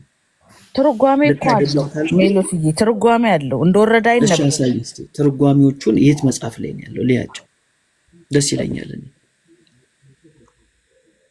እሺ እሱን እንግዲህ ደግሞ ጠይቃለሁ። እሺ እዚህም ያለ ሰው የሚያካለ የሚያስረዳክ አንድ ቁጥር ይጻፍ የሚል ነሚክዬ ካወቃችሁ ንገሩት። እኔ ግን እያንዳንዱ ድርሳን ገድላት ትርጓሜ ያላቸው እሱን ጠይቄ እኔ ደግሞ በሌላ ጊዜ ሳገኘ ይህንን እናወራበታለን። መብራሪያ ይፈልጋል። አዎ እንዴ አላችሁ በመጽሐፍ ደረጃ ትርጓሜ በመጽሐፍ እሱን አጣራለሁ። ሜሎስ ያለችኝ እውቀት ቅንጽል ናት። እኔ ግን እየጠየቅኩ እነግርሃለሁ። ሚኪ ይቀጥል። ጸዲ ምንድነው መሰለሽ ጎተተ ባትወስዳት ወደዚህ መልካም ነው። በጣም ደስ የሚለኝ ነገር ምንድነው ንገረን። በመጀመሪያ ደረጃ እኔ ብዙ ቦታዎችን መርገጥ አይመቸኝም። ማለት ወደዛ ወደዚህ እንደዛ ነው ያደረግነው። ስለዚህ ጥያቄ ካለ የጠየቅኩ የተነሳንበት ነገር ምንድነው? አሁንም እኔ የሆነ ነገር ከያዝኩ ስለማለቅ ነው እና ሜላ ጸድዬ እንትን ስጪኝ፣ ሞዴሬተር ስጪኝ። እሺ እንግዲህ ሜላ ቅድም እግዚአብሔር ስለ ቅዱሳኑ ሲል ምሯቸዋል ይምራልም የሚል ነገሮች ተነጋግረን ነበር። ይሄ ያደረገው እግዚአብሔር በብሉይ ኪዳን ነው የሚል ሐሳብ አመጣ። በአዲስ ኪዳንስ እግዚአብሔር አምላክ አልክ። አየህ፣ የብሉይ ኪዳኑን ከአዲስ ኪዳን ጋር ስታገናኘው በብሉይ ኪዳን ሊጠፉ የነበሩ ህዝቦችን ስለ ቅዱሳኑ ሲል እግዚአብሔር አምላክ ምሯቸዋል። የዘላለም ህይወትን በብሉይ ኪዳን ማግኘት የሚባል ነገር የተሰጠው የለም። የዘላለም ህይወትን እንዲያገኝ የተደረገ የለም። በብሉይ ኪዳን ያገኘም የለም። አንድ በደንብ መያዝ ያለብህ አንተ ግን የተነሳህ አመጣህና አዲስ ኪዳን ላይ አመጣህና የሰው ልጅ የአዲሱ ኪዳን የተሻለው የብሉይ ኪዳን በአዲስ ኪዳን የተተካው አልክ። በጌታ በኢየሱስ ክርስቶስ ያመነን የዘላለም ሕይወትን የሚያገኘው ወደሚል ሐሳብ መጣ። ወደዚህ የዘላለም ሕይወትን የሚያገኘው ሰው ልጅ በጌታ በኢየሱስ ክርስቶስ ያመነ ነው ስትል በብሉይ ኪዳን የዘላለም ሕይወትን የሰው ልጅ የሚያገኘው በምንድን ነው? ስለ ቅዱሳኑ ሲል እግዚአብሔር እየማረ ነው የሚል አስተሳሰብ እንዳለ እንረዳው። ደጋግሜ ጠይቄያለሁ አላልኩም ወዳጄ? ደጋግሜ በብሉይ ኪዳን የዘላለም ሕይወት ያገኛሉ ብዬ ተናግሬያለሁ ብዬ ስጠይቅህ ልትመልሰኝ? በጣም ጥሩ እግዚአብሔር ይስጥልኝ። በጣም ጥሩ ባንዳፍ አደራ። እንደዛ ብዬ ማምንማ ከሆነ ኦርቶዶክስ ነበር መሆነው።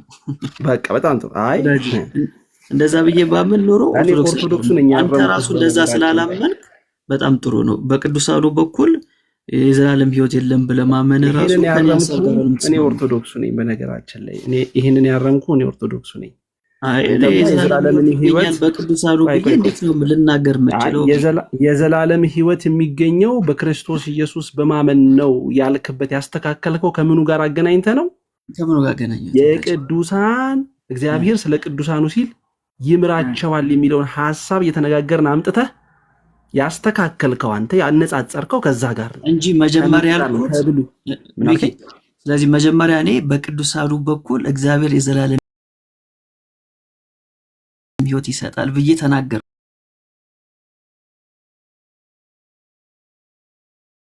እኮ አይደል?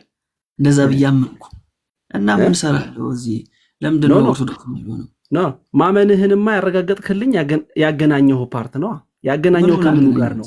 እኔ እናንተ ለተነሳንበት በብሉይ ኪዳን እግዚአብሔር። ስለዚህ አንተ ቃል ኪዳን የምትለው ያገናኘው ቃል ኪዳን ያገናኘው ቃል ኪዳን አንተ ከጌታ ከኢየሱስ ክርስቶስ የማዳን ስራ ጋር ነው ያገናኘው። በብሉይ ኪዳን የነበረው እግዚአብሔር አምላክ ስለ ቅዱሳኑ ሲል ይምር የነበረውን ነገር ያገናኘው አንተ ያነጻጸርከው ከምኑ ጋር ነው?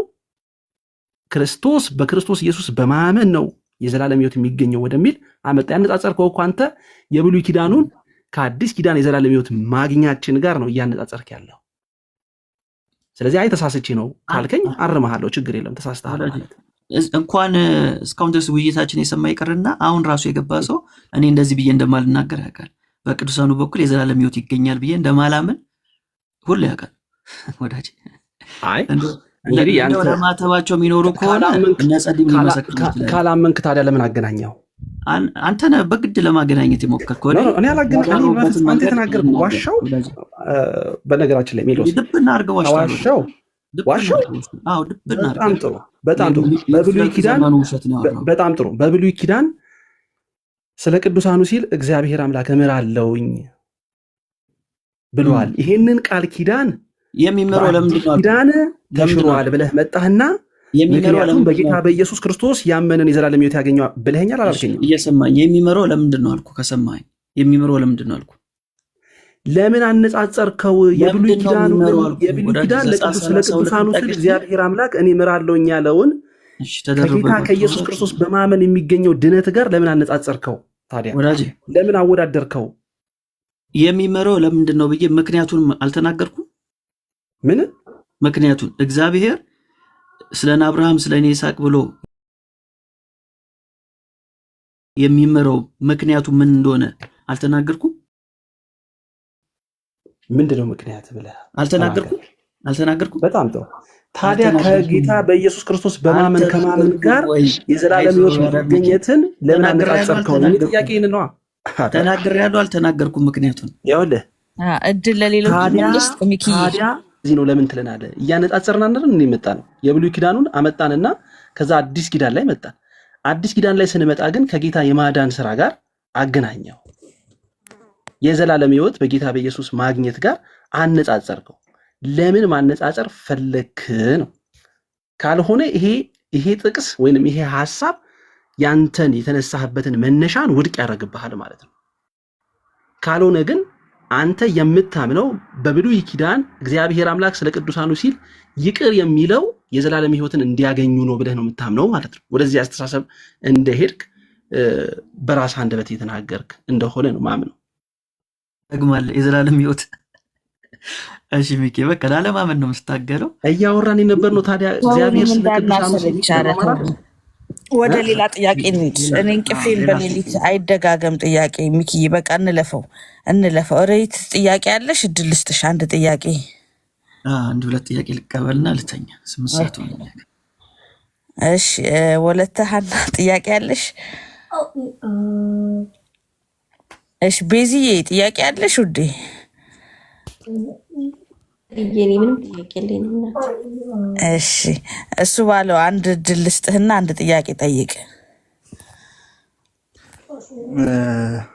እሺ በጣም ከተጀመረበት ፖይንት በጣም ራቀ ውይይቱና ወደ ቅድሙ ተመልሼ አንድ ጥያቄ ጠይቅ። ዘጸአት ምዕራፍ 32 ላይ ልከውም ለዛ ነበርና ይሰማል አይደል? ዘጸአት 32 ላይ ልከውም ለዛ ምክንያት ነበርና ቅድስት ድንግል ማርያም ቤዛ ትባላለች አትባልም ብለክ አነሳክ። የነፍስ ቤዛ ይላታል ማባሪያቆስ መሰኛል ኳሊቲንጋ እና ቤዛ መባል ይቅርታኔ ቤዛ መባል አሁን ለምሳሌ ዘጸአት ምዕራፍ 32 ላይ ቅድም ያነሳው ላይ ነብዩ ሙሴ ቤዛ ብሎታል። ቤዛ ያለበት ምክንያት ደግሞ ምንድነው? እኔን ከህይወት መዝገብ ደምስሰኝ አይደለ? ህዝብን ላይ ከምታጠፋው አይደለ? እስራኤል ዘስጋ የሆኑትን ከጻፍከው መጽሐፍ ላይ እኔን ደምስሰኝ ብሎታል። ማን? ህዝቡ ከሚጠፋ እና ሙሴ በዚህ ምክንያት እግዚአብሔር ቤዛ አርጎ እንደሾመው ተናግሮለታል። እና ሙሴ ቤዛ ተብሏል። ለማ? ለህዝበ እስራኤል መዳን ምክንያት ስለሆናቸው በእግዚአብሔር ፊት። ይህ እንዲህ ከሆነ ለቅድስት ድንግል ማርያም ቤዛ መባሉ ኦኬ፣ ሙሴ ቤዛ ከተባለ ቤዛ የሚያለው ደግሞ ቅዱስ እግዚአብሔር ከሆነ ለቅድስት ድንግል ማርያም ቤዛ መባልን ምን ስተት ያደርገዋል? ወይስ ያንተን ስተት አያስብለውም ወይ? ሁለቱም ዘሴም ታሪክ ስለሆነ ማለት ነው። ይህን ህዝብ ከምታጠፋው እኔን ከህይወት መዝገብ ደምስሰኝ አለ። በህዝቡ ምትክ የሚለውን ትርጉም ስለሚይዝ ቤዛ በህዝቡ ምትክ ሆኖ እስራኤል ዘስጋን ይድኑ ዘንድ ምክንያት ሆናቸው። ቅድስት ድንግል ማርያም ደግሞ ቤዛ ለመሆን ምትክ ስለሆነች ለሙሴ ከሆነ ለማርያም ማለቱ ምንድነው ነውር የሚያስብልባችሁ?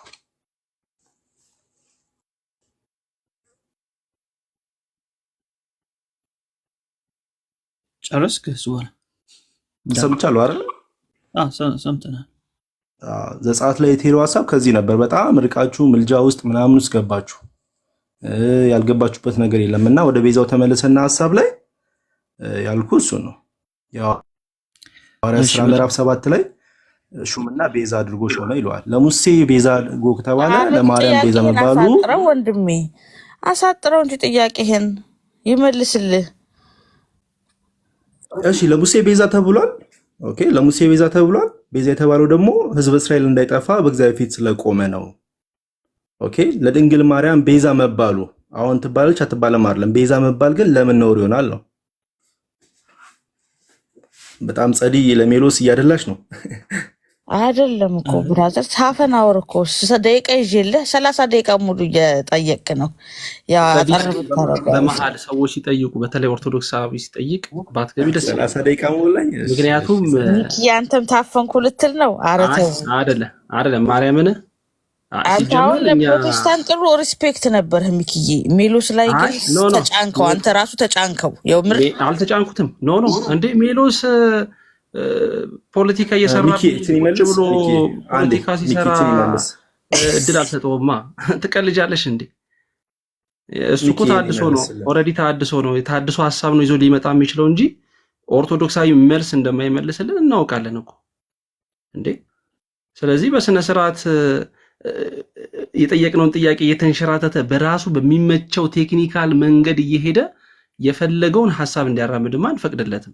የእውነት ያውም እኮ እኔ የማይጠየቅ ፐርሰናል እንትን ነው የጠየቅኩት። እሱ ግን አክብሮ እየመለሰልን ነበር። እንዴት ፐርሰናሉ ነገር ለጠየቅሽው እንዴት መስለው ሐሳቦች ዲስቶርት እየሆኑ ነውና ዲስቶርት ከሚሆኑ በፊት እስቲ ይሄን የተነሳውን ነገር ላይ እንትን ይበለው መመለስ ከቻለ ዲስቶርት ይሆናልና ኦልሬዲ እሱን የሚመለከት ጥያቄ አይደለም። በእርግጥ ግን ከመለሰልህ ይመልስልህ ማለት ምን ጥቅና ውስጥ ነው ነው አሁን ለሙሴ ቤዛ መባል ነውር ካልሆነ ኃጢያት ካልሆነ ለቅድስት ድንግል ማርያም ሲሆን በጣም ብዙ ነገሮችን ማንሳት ይቻላል መጽሐፍ ቅዱስ ላይ።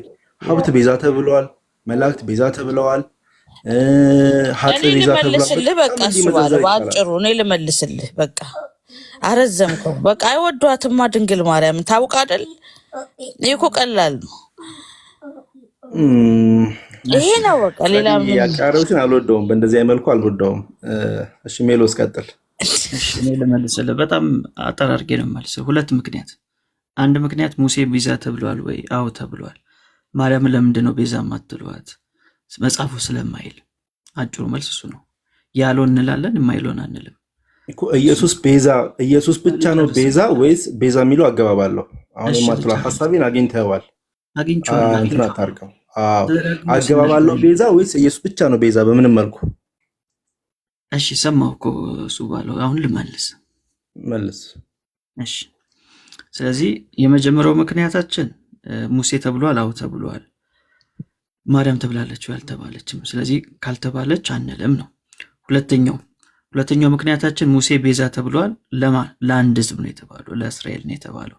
ሐዋርያት ሥራ ምዕራፍ 7 ጥያቄ እሱ አይደለም። ጠየኩን አይደለም እየመለስክልኝ ያለው። አሁን ቤዛ ኢየሱስ ብቻ ነው። ጥያቄው ነው ያንተ ወዳጅ፣ መልሱ ግን ይሄ ነው። ጥያቄ ነው የምትመልስልኝ። የራስን ጥያቄ ያለው መንገድ መመለስ እችላለሁ። እሺ ጠይቅ። አረ እንደዛ አይደለም። ጥያቄ ነው የምትመልስልኝ። ጥያቄ ምንድነው? ሲነሱ አባ ገብርኤል የተባሉ የቤተክርስቲያን አባት እንዲህ ተባለ ተብሎ ተነሳ። እሳቸው ያሉት ምንድነው? ጌታ ኢየሱስ ክርስቶስ ብቻ ነው ቤዛ። ኦኬ፣ ማርያም ቤዛ አትባልም። አንተም ይሄን ሐሳብ ለማብራራት ገባክ። አሁን ጥያቄ ምንድነው? ሙሴ ቤዛ ተብሏል። የተለያዩ ነገሮች ቤዛ ተብለዋል። ቤዛ ለኢየሱስ ብቻ የሚነገር ነው ወይስ እንደየአውዱ ልዩ ልዩ ፍቻ አለው? ለኢየሱስ ብቻ የሚነገር አይደለም። ለኢየሱስ የሚባልበትና ለሌላው የሚባልበት ይለያያል። ይሄን ነው የጠየቀው። እሺ እኮ ይሄን ነው እኮ የጠየቀኝ። እኔም ይሄን ነው የምመልስልህ ወዳጅ። ትንሽ አንድ ደቂቃ ብቻ ስጠኝና ስማኝ። እሺ የመጀመሪያው ነገር ሙሴ ቤዛ ተብሏል፣ እናምናለን። ምንም ጥያቄ የለውም። ምክንያቱም ስለተጻፈ። ለማን ነው ቤዛ የሆነው? ለእስራኤል ሕዝብ። ለምን? እስራኤልን ሕዝብ እግዚአብሔር ቤዛ አድርጎ ልኮታል፣ አዳኝ አድርጎ ልኮታል ማለት ነው በሌላ አገላለጥ። ለዚህ ማስረጃው ደግሞ የ2000 መጽሐፍ ቅዱስን ማየት ነው። ኦርቶዶክስ ቤተክርስቲያን ያሳተመችው እዛ ላይ ቤዛ የሚል ቃል የለም። ሐዋርያት ሥራ ምዕራፍ 7 ይመልስልህ እሱ ባለው። አሁን ጨቆን ለማስባል ነው አይደለ እንዴ? ጥያቄ እሱ አይደለም። አድርግ ኢየሱስ ብቻ ነው ወይ ቤዛ? ይሄን አይደለም ብሎ ይጀምር መጀመሪያ፣ ወይ ነው ብሎ ይጀምር። ዛትስ ፖይንት። ይሄ ነው ፖይንት። ኦኬ እንዲህ ነው የፈለገው። ጴንጤ የተንጫጫለው ኢየሱስ ብቻ ነው ቤዛ ተብሎ ነው። ገባሽ? እና ልክ እኛ ኢየሱስን ቤዛ እንደማንለው አስመስለው መጀመሪያ ፕሪሚስ ትሰራለህ፣ ከዛ ነው ኮንክሉዥን የሚሰራው። ግን እኮ አንተ እንደምትፈልገው አይደለም መመለስ ያለበት። እሱ ባለው እንደፈለገ ይመልስ። ይሄ ነው መልስ ብለህ በቃ ትሄዳለህ አንተ። ይኸውልሽ እዚህ ጋርም እንደሚንጫጩት ጴንጤዎች ኮሜንት ስር እንዳሉት ኢየሱስ ብቻ ነው ቤዛ ነው አይደለ? እንደዛ ነው። የመጀመሪያ ኢየሱስ ብቻ ነው ቤዛ ወይስ አዎ ኢየሱስም ቤዛ ይባላል፣ ሌሎችም ቤዛ ይባላሉ? አውዳዊ ፍቻ አለው ወይ? ኮንቴክስቹዋል ሚኒንግ አለው ወይ? እሱ ባለው ተመሳሳይ ይሄ መልስና አብራራ ወዳጄ። ልመልስልህ፣ መልሱ እኮ የኔ ነው። ልመልስልህ፣ ከዛ ከተመቸ ካልተመቸ ልክ አይደለም ብለህ ሀሳቤን እኮ ማፍረስ ትችላለህ መጨረሻ ላይ። ግን ስማኝ፣ ለማፍረስ እኮ መስማት አለብህ። ልቀጥል? እሺ አመሰግናለሁ። አሁን ቤዛ የተባለበት ምክንያት ለአንድ ህዝብ ነው አልኩኝ። ሐዋርያት ሥራ ምዕራፍ 7 ላይ በደንብ አድርጎ ተናግረዋል። እግዚአብሔር ቤዛና ሹም አድርጎ ልኮታል። ይቅርታ፣ ምን ሊያደርግ? ህዝቡን እንዲያድን፣ እንዲታደግ። ለዚህ ደግሞ ማስረጃ ሰጠው። ሐዋርያት ሥራ 7 ላይም የ2000 እትም ላይ ሄዳችሁ ማየት ትችላላችሁ። ቤዛ በሚለው ቃል ፈንታ አዳኝ ተብሎ ተተርጉሟል። ስለዚህ ለአንድ ህዝብ ብቻ ነው ያ የሆነው። በጣም ጥሩ። ወደ ጌታችን ወደ ኢየሱስ ክርስቶስ ደግሞ ልምጣ። ጌታችን ኢየሱስ ክርስቶስ ደግሞ የዓለም ቤዛ ነው። ምን ማለታችን ነው? ለሰው ሁሉ ራሱን ቤዛ አድርጎ አሳልፎ የሰጠው እሱ ነው። ስለዚህ ከዚህ አውድ አንጻር ኢየሱስ ክርስቶስ ብቻ ነው የዓለም ቤዛ። እሱ ብቻ ነው የዓለም ቤዛ። ሌሎቹ የተባለበት አውድ አለ፣ እሱን አንቃወምም። ለማርያም ሲሆንስ ከተባለ ማርያም ቤዛ ተብላ አልተጠራችም። የትኛውም ሐዋርያ አልጠራትም። ስለዚህ እኛም አንጠራትም።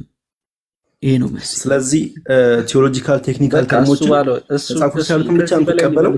አይ ሚኪ ቆይ አንዴ፣ መጽሐፍ ቅዱስ ላይ ያሉትን ቴክኒካል ተርሞችን ወይ ደግሞ ቴዎሎጂካል ተርሞችን መጽሐፍ ቅዱስ ላይ ካልተጻፉ አትቀበላቸው? አብራሪያ ማለት አይ ቤዛ ቴዎሎጂካል ተርም ራንሰም ተብሎ ቴዎሎጂካሊ በጣም በብዙ ይፍታታል ይተረጎማል። ራንሰምን እኮ ሌሎችን አሁን ለማርያም አልተቀጸለም እኮ ማርያም አልተባለችም ስለሆነ እንደዚህ ለምሳሌ ስላሴ የሚለው ቃል ለአብ ለወልድ ለመንፈስ ጭቅጭቅ በቃ መለሰልህ እኮ መቀበል አለመቀበል። እኔ እንዴት ነው የጭቅጭቅ እንትን ያለበት ፍቅር ያለበት ሰው እኮ እየመጣ ተቸገርን። አሁን ልጠይቅ የነበረውን እኔ አንድ የመጨረሻ ጥያቄ አስጠፋኝ። ምን ይሻላል በእናታችሁ? ጥቅስ ቅድም አንድ ልጅ ጥቅስ ጽፎልኝ ይሄን አብራራ በይው እያለኝ ነበርና ኮመንት ላይ ጻፈልኝ። ሜሎስ እኮ መልስ እየመለሰ አይደለም እኮ መልስም እየመለሰ ነው በእውነት። እኔ አሁን የሆነ ሰዓት ላይ በይና መጣው ልጁ ዝም ብሎ ያመናጭቀዋል። የሜሎስ ትዕግስት የእውነት ትዕግስት በጣም ነው እኔ የማደንቀው ትዕግስቱን። ሚኪ ከሱ መማር አለብን። ሜሎስ ሉቃስ 13 ከ6 ከ8 አብራራ የሚል ኮመንት ላይ ጥያቄ መጥቶልሃል። ሉቃስ 13 ከ6 እስከ 8 አብራራ። ይሄ መጨረሻ ጥያቄ ነው። አናደክምም ከዚህ በላይ 8 13 ነው 13 ሉቃስ 13 ቁጥር ስንት? 6 እስከ 8 ያለውን አብራራልን። እሺ ላንብበው። ይህን ምሳሌ አለ። ለአንድ ሰው በወይኑ አትክልት የተተከለች በለስ ነበረችው። ፍሬውም እንዲፈልገባት ወጥቶ የናተ ሰራተኛውም 3 ዓመት እየመጣው ምንም አላገኘውም። ቆረጣት፣ ስለምን ደግሞ መሬቱን ታጎሳቁላለች? እሱ ግን መልሶ ጌታዊ ዙሪያን። እሺ ምንድነው ጥያቄው? እዚህ ላይ የጠየቀው ማን ነው? ፈላ አብራራው ነው የሚለው። አብራራው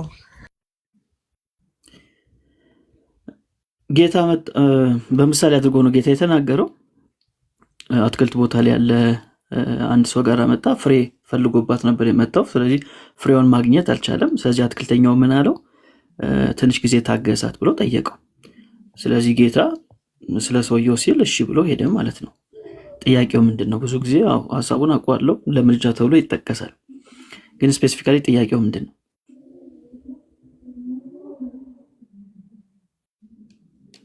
ጥያቄውን ባገኘው ትክክለኛ መልስ መስጠት ይችላል።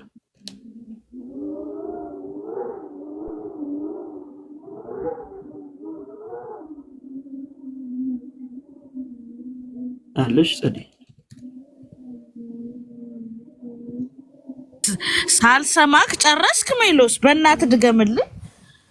ምንድን ያልኩሽ? ድገምልኝ አልሰማውክም። አይ ያልኩሽ ምን መሰለሽ፣ እዚህ ላይ ጌታ በምሳሌ ነው የተናገረው እና ምሳሌው ምንድነው?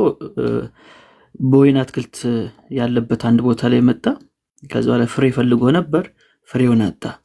በዚህ ምክንያት እዛ የነበረው ሰራተኛ ቁረጣት ሲለው ሰራተኛውን አይ ትንሽ ጊዜ ጠብቀኝ፣ እንደውም 3 ዓመት ነው እየመጣው ምንም አላገኘውም፣ ቁረጣት አለው።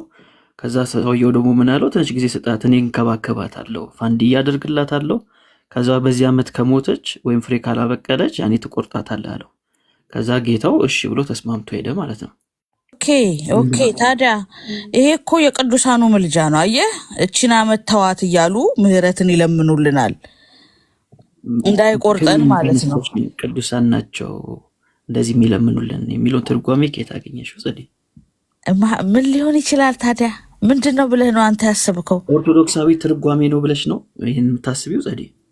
አዎ እቺን ዓመት ተዋት እያሉ ቅዱሳን ይለምኑልናል። ለዚህ እኮ ነው። እኔ ደግሞ ኦርቶዶክሳዊ ትርጓሜ እዚህ ላይ ያለው የሚለምነው ኢየሱስ እንደሆነ የሚያምኑ አባቶች ባሳይሽስ?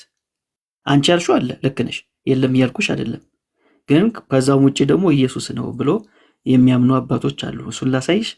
ኢየሱስ በአሁን ሰዓት ይለምናል ብለው የሚያምኑ አባቶች አሉ ኦርቶዶክስ ውስጥ አሁን ይለምናል። አይ ይሄኛውን ክፍል ሲያብራሩት እዚህ ላይ የተጠቀሰው ኢየሱስ ነው ብሎ የሚያምኑ ትርጓሜ ኦርቶዶክሳዊ ትርጓሜ ላሳያችሁ። አሳየን። ያው እንግሊዘኛ ነው አልፈልግም እንዳትኝ፣ ከዚህ በፊት እንግሊዘኛው ነውብሽ። አዎ እሱ ጋር ትንሽ ችግር አለ። እንግሊዘኛ ያምታታኛል። ገባ? አማርኛ ነው የምቀበለው። አንተም ልታምታታኝ ስለምትችል በእንግሊዘኛው ትንሽ አንተ እንኳን አታምታታም፣ ግን እኔ ያምታታኛል። እንግሊዘኛ ይቅርብኝ።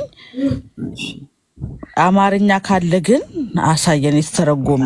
በአማርኛ የለም፣ እንግሊዘኛ ላይ ያው በአማርኛ የተተረጎሙ ብዙ ጽሁፎች ስለሌሉ እንግሊዘኛ ግን አለ። አባቱ ማን ነው ግን? የአባትየውን ስም ንገረኝ። የኦርቶዶክስ አባት ነው አሁን ያሉት? እንትን ታድሮስ ማላቲ ሲባል ሰምተሽ ታውቂያለሽ? የግብጽ ቤተክርስቲያን ጳጳስ። የግብጽ እኮ አቡነ ሲኖዶስ ራሱ ድንግል ማርያም የውርስ ኃጢአት አለባት ብሎ ያምናሉ። እኛ ምን አገባን ታዲያ? ምን አገባን እኛ ስለ ግብጾቹ? ኦርቶዶክሶች እኮ ናቸው። እይታ ነው፣ እይታ ይኖራል። የግብጾች እይታ ሳይሆን ትምህርታቸው ነው። ሜሮስ አሁን ይህን ትርጉም ትቀበላለህ? ጸዲ የሰጠችን ትርጉም ስለ ወይኑ ግንድ ጸዲ የመጨረሻ ጥያቄ ብላኛለች። እኔም ልተኛ ነው፣ ጨርሻለሁ። እኔ ስገባ አትፍራ። በዛ ብሎን ተው እንጂ ተው ሳተናው ተው፣ በክብር እንሸኘው አይሻልም?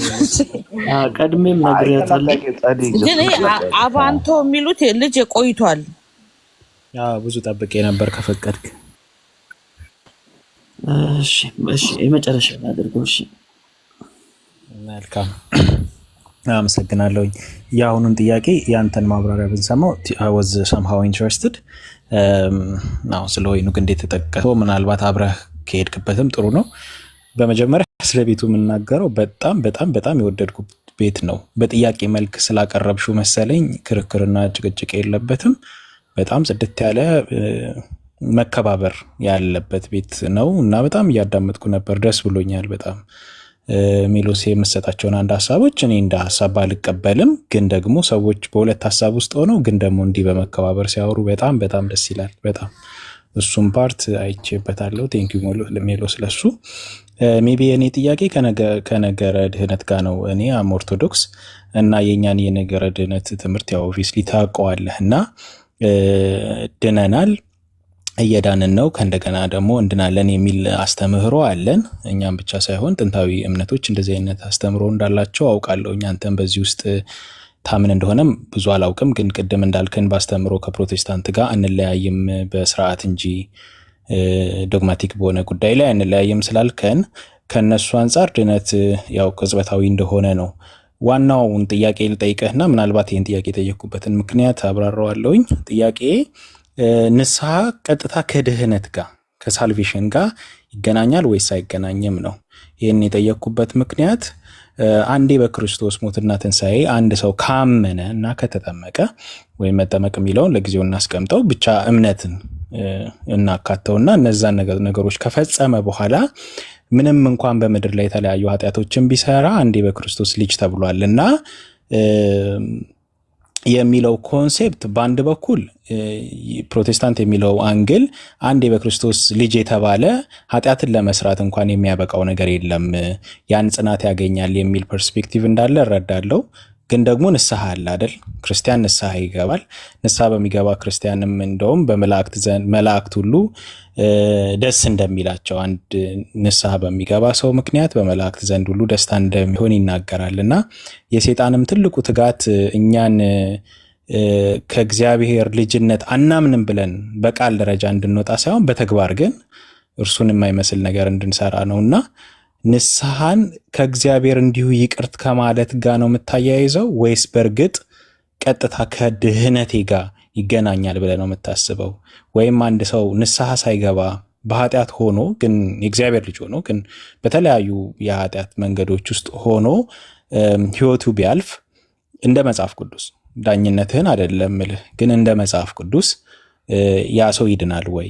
ወይም ድህነትን ብቻ ስለ ንስሐ ነው የምታወራኝ? ንስሐን ከምን ጋር ያይዘህ ከዋናው ድህነት ወይም መንግስተ ሰማያት ከመውረስ ጋር ያለህን እይታ ነው። ጥያቄው ለእኔ ከበድ ይላል፣ ሜቢ ለአንተም ቀላል ሊሆን ይችላል። ብቻ ይሄን ፐርስፔክቲቭ ይሄ ፐርስፔክቲቭ ፕሮቴስታንትና ኦርቶዶክስን አንዱ የሚሰነጥቀው መስሎ ተሰታየኝ የጠየቅኩህ።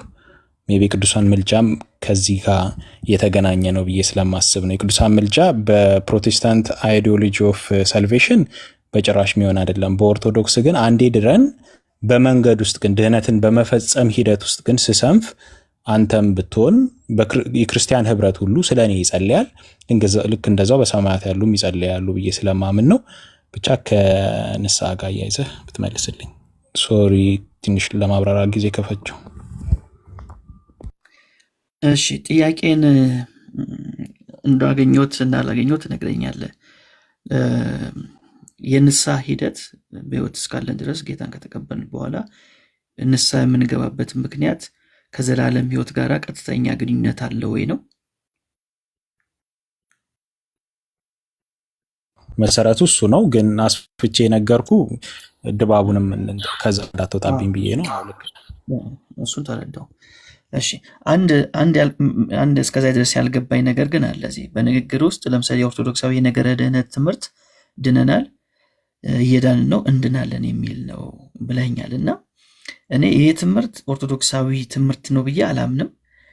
ምክንያቱም እኔ በአባቶች ትምህርት ወይም ደግሞ በኢትዮጵያ ኦርቶዶክስ ቤተክርስቲያን እንደዚህ አይነት ስቴትመንቶች መጽሐፍት ላይ እናገኛለን ብዬ አላስብም። ካለ በታሳዩኝ ደስ ይለኛል። አሁን ያሉ ስኮላሮች ያነሱታል፣ እነ ዲያቆን ያደርጋል፣ አሁን ያሉ አስተማሪዎች ያነሱታል። ግን በቤተክርስቲያኒቷ መጽሐፍት ውስጥ ላይ ግን ድነናል፣ እየዳንን ነው፣ እነዚህ ቴንስስ ኦፍ ሳልቬሽን የሚባሉ ትምህርቶች ድነናል፣ እየዳንን ነው፣ እንድናለን የሚለው ተርሞች የምናገኘው ሪፎርሜሽን ውስጥ ነው።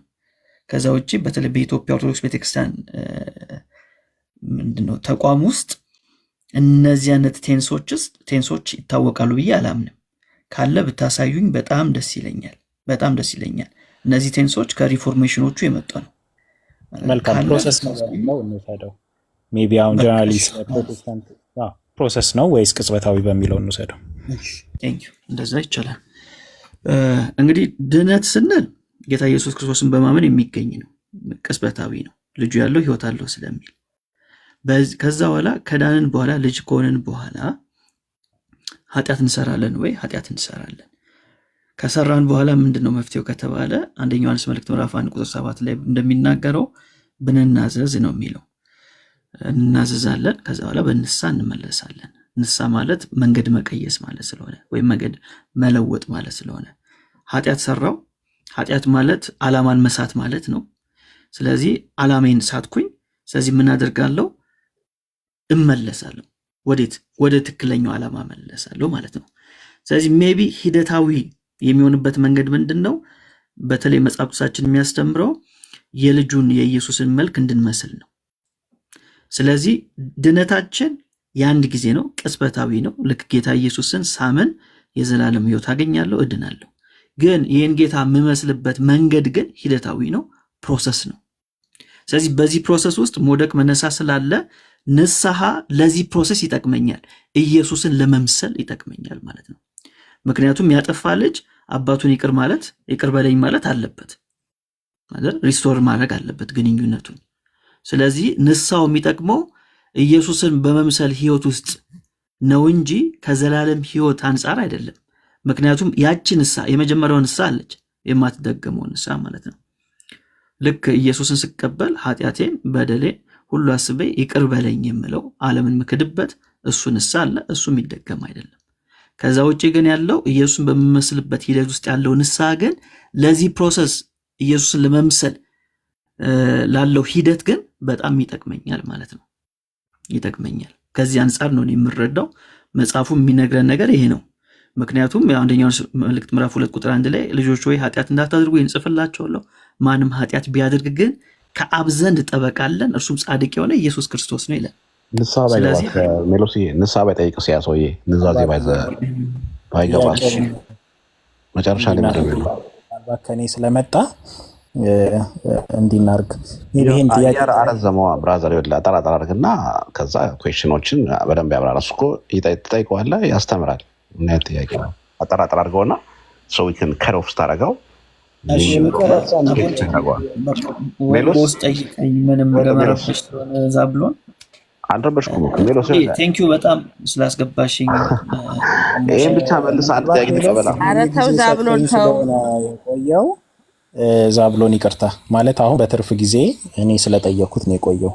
ስለዚህ አይ ቲንክ ጊዜው እኔ ይመስለኛል አይደል ሆስት ያንተ ነው። አዎ ይጨርሱና ዛብሎን በሌላ ጊዜ ስናገኘው ደግሞ ዛብሎን አንተም ልታወራው ትችላለህ። ምናልባት ጥያቄ እኮ ከአንተም ሊመሳሰል ይችላል፣ ግን በትርፍ ጊዜ ለእኔ ነው የቆየው። ስለዚህ መብቴ እኔ ይመስለኛል።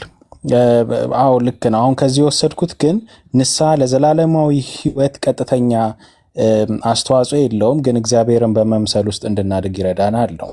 ግን አሁን ግራ ያጋባሃኝ እግዚአብሔርን በመምሰሉ ሂደት ውስጥ እኔ ብርሃን ነኝ እናንተም ብርሃን ሁኑ ያለውን ቃል እርሱን የመምሰል ልምምድ ከሌለን የመንግስቱስ ወራሽ እንሆናለን ወይ? እንግዲህ እግዚአብሔር ቃል እግዚአብሔርን መውደድ የሚባለው ከቃል ከምስክር አልፎ እንደ እርሱ ፍቃድ መኖር ነው። አባትን መውደድ የአባትን ትእዛዝ ማክበርም ነው። እንደ ብሉይ ኪዳን በህግ እያልኩ አይደለም፣ እርሱን እረዳለሁኝ። ግን ደግሞ እንደ አዲስ ኪዳን እንደ ወንጌልም የእግዚአብሔርን ፍቅር የምናሳየው በተግባር ያንኑ መኖር ነውና ንስሐ መግባት ቀጥተኛ ግንኙነት የለውም ከመዳን ጋር ካልክ የምር የወደቁ መላእክት ወይም ደግሞ የሰይጣን በዋነኝነት ዓላማና ትጋት ፉርሽ አይሆንም ወይ? ለምን አንድ ክርስቲያንን ለምሳሌ ሰይጣን ይፈታተነዋል አይደለ? ስጋውም ይፈታተነዋል። እኔ ግን ባድ ስፕሪት ነው እያወራ ያለሁት። ይፈታተነዋል።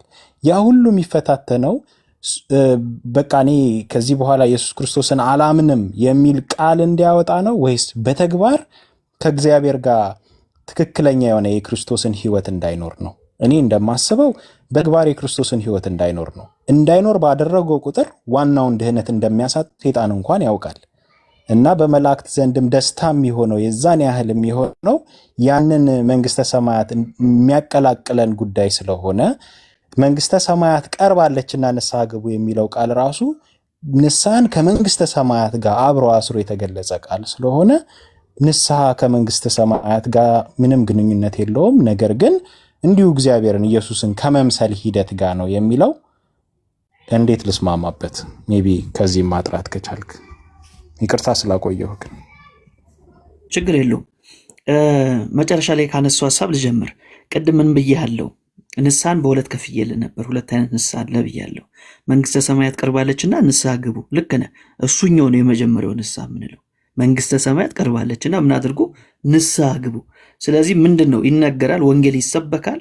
እነሱም እሱን ነበር ሲናገሩ የነበሩት። የእግዚአብሔር መንግስት ቀርባለች ሲሉ ነበር። ስለዚህ ሰዎች ምን እናድርጋሉ? በጌታ በኢየሱስ ክርስቶስ ስም በጌታ በኢየሱስ ክርስቶስ እመኑ ተባሉ። ስለዚህ የሚያምኑት ምን አድርገው ነው? ኃጢአታቸውን ተናግሮ ኃጢአታቸውን ተናዘው ምን ያደርጋሉ? ንስሐ ይገባሉ። በኢየሱስ ክርስቶስ ያምናሉ። ይሄኛው ቀጥታ ከዘላለም ህይወት ጋር ግንኙነት አለው ወይ? አለው። ይሄኛው ግን የሚደገም አይደለም። አሁን ኦልሬዲ ጌታ ኢየሱስን ከተቀበልን በኋላ ልጆች ሆነናል። ስለዚህ ምንድነው የምናደርገው? እግዚአብሔርን ወደ መምሰል ህይወት ነው እያደግን ያለ ነው። በዚህ ውስጥ ግን መውደቅ አለ ወይ? አለ። ግን ደግሞ ምናደርጋለን? እንነሳለን። እውነተኛ አማኝ የሆነ በኃጢአት ጸንቶ አይኖርም፣ በፍጹም አይኖርም። ይህን ምለው እኔ ከራሴ አይደለም፣ መጽሐፍ ነው እንደዛ የሚለው። ለምሳሌ አንደኛ ዮሐንስ መልእክት ምዕራፍ 3 ቁጥር 6 ላይ ምን ይላል? ከፍ እየላንብሩ ቁጥር 5 ላይ እርሱም ኃጢአትን ሊያስወግድ እንደተገለጠ ታውቃላችሁ። በእርሱም ኃጢአት የለም። በጌታ በኢየሱስ አይደል? ኃጢአት የለም። በእርሱ የሚኖር ሁሉ ኃጢአትን አያደርግም። ኃጢአትን የሚያደርግ ሁሉ አላየውም አላወቀውም። ምንድን ነው ኃጢአትን አያደርግም ማለት? በኃጢአት ጸንቶ አይኖርም ማለት ነው። ስለዚህ አንድ አማኝ በክርስቶስ ውስጥ ያለ አማኝ ሊወድቅ ይችላል እንጂ በዛ ኃጢአት ውስጥ ለዘላለም ጸንቶ አይኖርም። የድፍረት ኃጢአት ውስጥ አይገባም።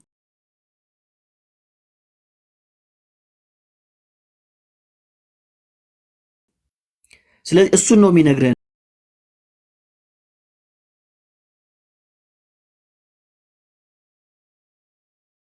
ሐዋርያው ዮሐንስ ይወርድና ስለዚህ የዲያብሎስን ስራ እንዲያፈርስ የእግዚአብሔር ልጅ ተገለጠ።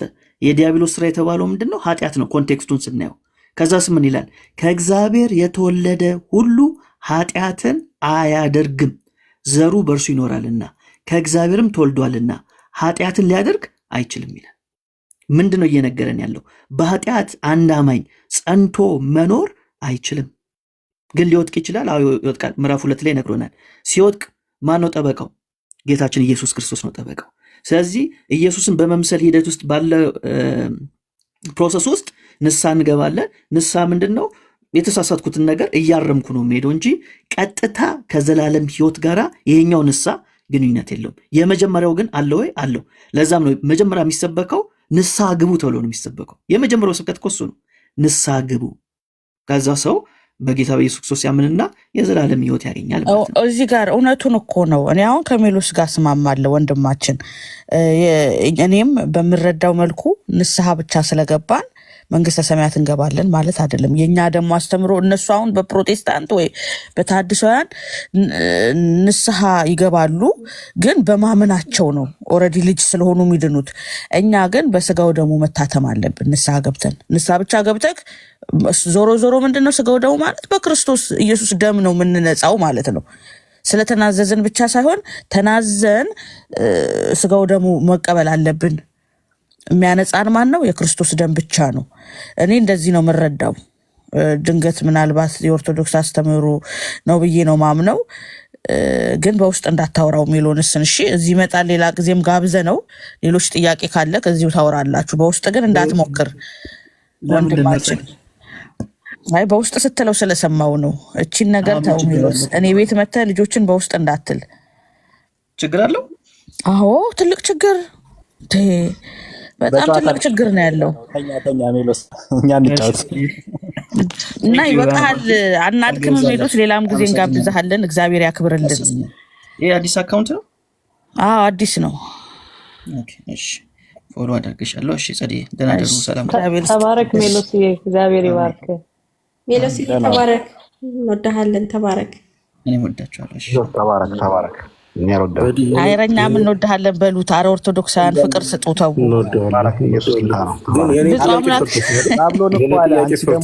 ዛብሎን ራሱ አሁን ተባረክ አለው። ዛብሎን ራሱ ሰምቼዋለሁ ሲል ምንድን ነው? በድብድብ መልክ ግን አትምጡ። እኔ ኦርቶዶክሳውያን ወንድሞቼ ድብድብ እኮ ዛብሎንማ እጁን ሰብስቦ ነው የመጣ ሁሉ። ድብድብ አይደለም እኮ አንቺ ይመስላል። በጣም የሚያስተምረው አወራሩ በጣም ስለሚያበሳጭ ምናለ ስለ ወይን ግንድ ጀምሮ የሚያስተምረው አንደኛ በእንግሊዝኛ ላንብብልሽ አለሽ። ከዛ ደግሞ ዘሎ ንሳሌ ይገባል።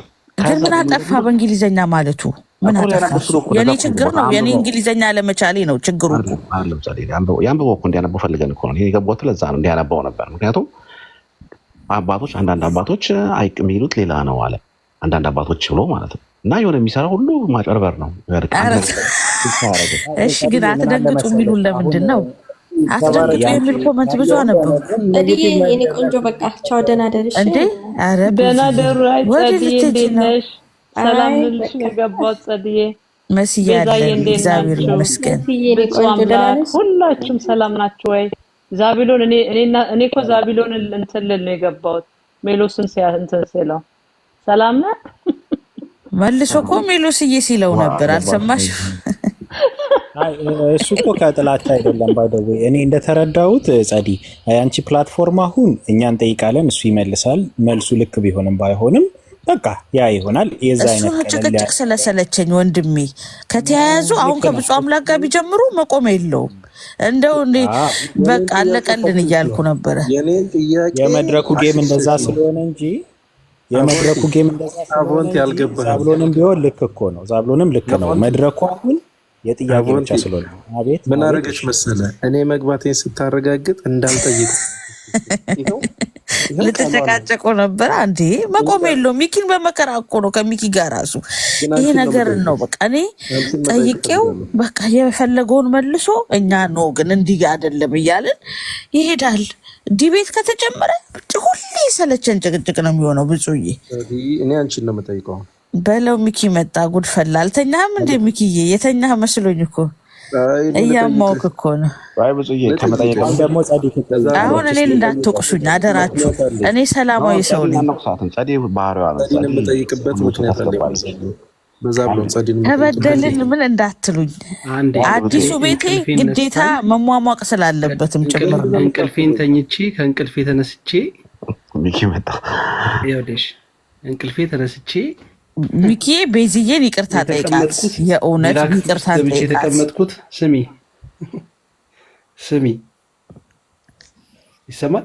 አዎ ይሰማል። አይሰማም? ሚኪ ጸዲ ምንድነው መሰለሽ፣ እኔ አካሄድሽ ደስ ብሎኛል። ችግር የለውም። በጣም ቆንጆ ነው። አሪፍ ሀሳብ ነው ያለሽ። ይሄ እኔ ሁልጊዜ የምናገረው ሀሳብ ነው። በነገራችን ላይ ግን ምንድነው መሰለሽ፣ አንድ ሰው ጥያቄ ሲጠየቅ ብልጣብልጥ ሆኖ እንዲመልስ ግን ወይም ብልጣብልጥ እንዲሆን ይሄ በቃ ይሄ በመለሳለስ እባብ አይነት ይሄ ቆዳውን በማለስ ያረተው ማርያምን ምንም ያደረገው ነገር የለም ነው እያልኩኝ አይደለም። ጸዲ ሰው ምን አድርጎ ነው እኔ ያው በጣም ያሳዘነኝ የሆነ ሰዓት ላይ ምን ጭቅጭቅ ስታረጉት ሁሉ ጸጥ ሚዩት አድርጎ ብታይ ይሄ ፖይንትሽ ነው። እኔ ደግሞ ከአንቺ ደግሞ ያልተመቸኝ ከዛሬም በኋላ ደግመሽ በተለይ እኔ ገብቼ እኔ ከሰው ጋር እያወራሁ ከሱ ጋር ነው እሱ ባለውን እኮ ነው አንተን ተናግሬ ያለው እሱ ባለው እኮ ይኸውልሽ። ስሚ ጸድዬ፣ ይኸውልሽ ስሚኝ፣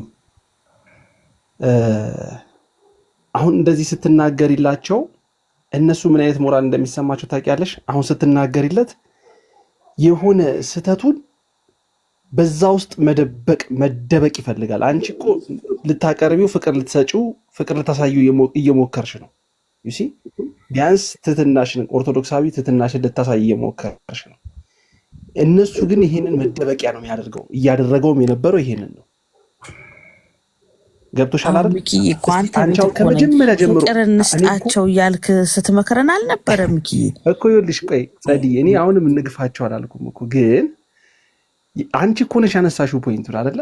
ራስሽ ያነሳሽውን ፖይንት የጠየቅሽውን ጥያቄ እግዚአብሔር ስለ ቅዱሳኑ ሲል ይምረናል ወይ ብለሽ ስትጠይቂው እንደውም እኮ ራስሽ አብርሃምን ጠቅሰሽ ሙሴን ጠቅሰሽ ስለ እነሱ ሲል እግዚአብሔር አልማራቸውም ወይ ሊምራቸው ሳልወደደም ወይ አልፈለገም ነበረ ወይ ብለሽ አንስተሽለት እሱን እኮ አዎ ካለ በኋላ ግን እሱ በምን ተሻረ አለ? በአዲስ ኪዳን ተሻረ በጌታ በኢየሱስ ክርስቶስ ብሎ የማይገናኝ ነገር ሲያመጣ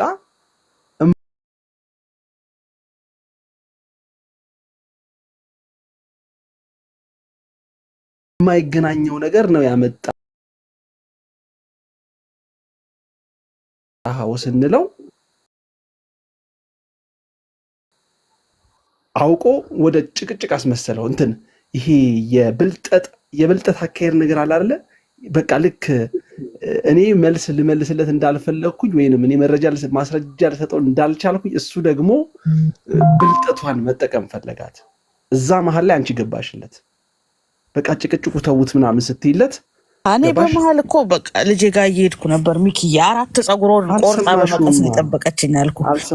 አልሰማችሁም? እዚህ ስር ያሉትን ሰዎች እኮ እንዳለ እኮ ማለት በቃ ውሸት አሸክሟቸው ነበረ። ውሸት ማለት ስህተት ያላለ ያልተነሳንበትን መንገድ አሸክሟቸው ነበር ሊወጣ የነበረው። ያንን ኦፖርቹኒቲ አንቺ በመሀል ገባሽለት። ሚኪ ብሎ እኮ ነው ጸዲ። ሚኪ አሁን ምንድነው የአንቺ ቤት ሁሌ ሰላም ነው የምትወጁ ነገር ምንድነው ጸዲ? ሚኪ ያለው ነገር እውነት ነው እንዳለ ሆኖ ግን አንቺ ምንም ችግር የለም የለመደ ነው ቤትሽ ሰላም ነው ፒስፉል ነው። ግን አሁን ሚኪ እንደሚለው ዝም ብሎ እኮ ነው የሚቀርደው ልጁ ዝም ብሎ አሁን ሰው የሆነ ማርያምን ምንም እንዳልኩት ነጻጥ ብለን ነው የምንሰማው። ደግሞ የሚገርመው እኮ ለዛ ብሎ ነው ሚኪ ይፍቀዱልኝ እንዴ ጸዲ መጨረሻ ላይ ትክክል ነው ስትይ አንቺን ነበር ልጠይቅሽ የነበረው።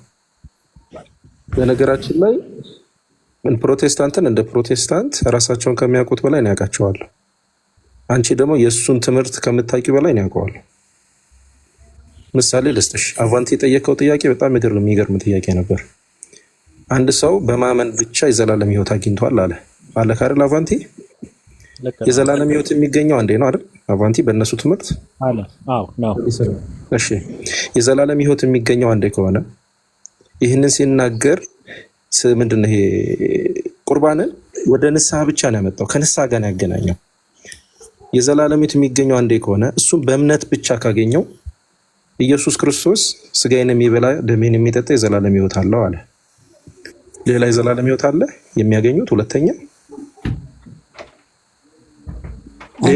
እኔ ቁርባኑን ያነሳሁት ብጾዬ ልክ ነው ያልኩት። አንዱ መንገዶች ንስሐ ነው ብቻ አላልኩም። ብቻ የሚል ኮንክሉዥን የለኝም። ግን እነሱ ፕሮቴስታንቶች ማለት እኮ 4 አማራጭ ወይ 5 ኑሮ አንደኛው ይሄ ነው በዚህም ይገባል እንደማለት ነው።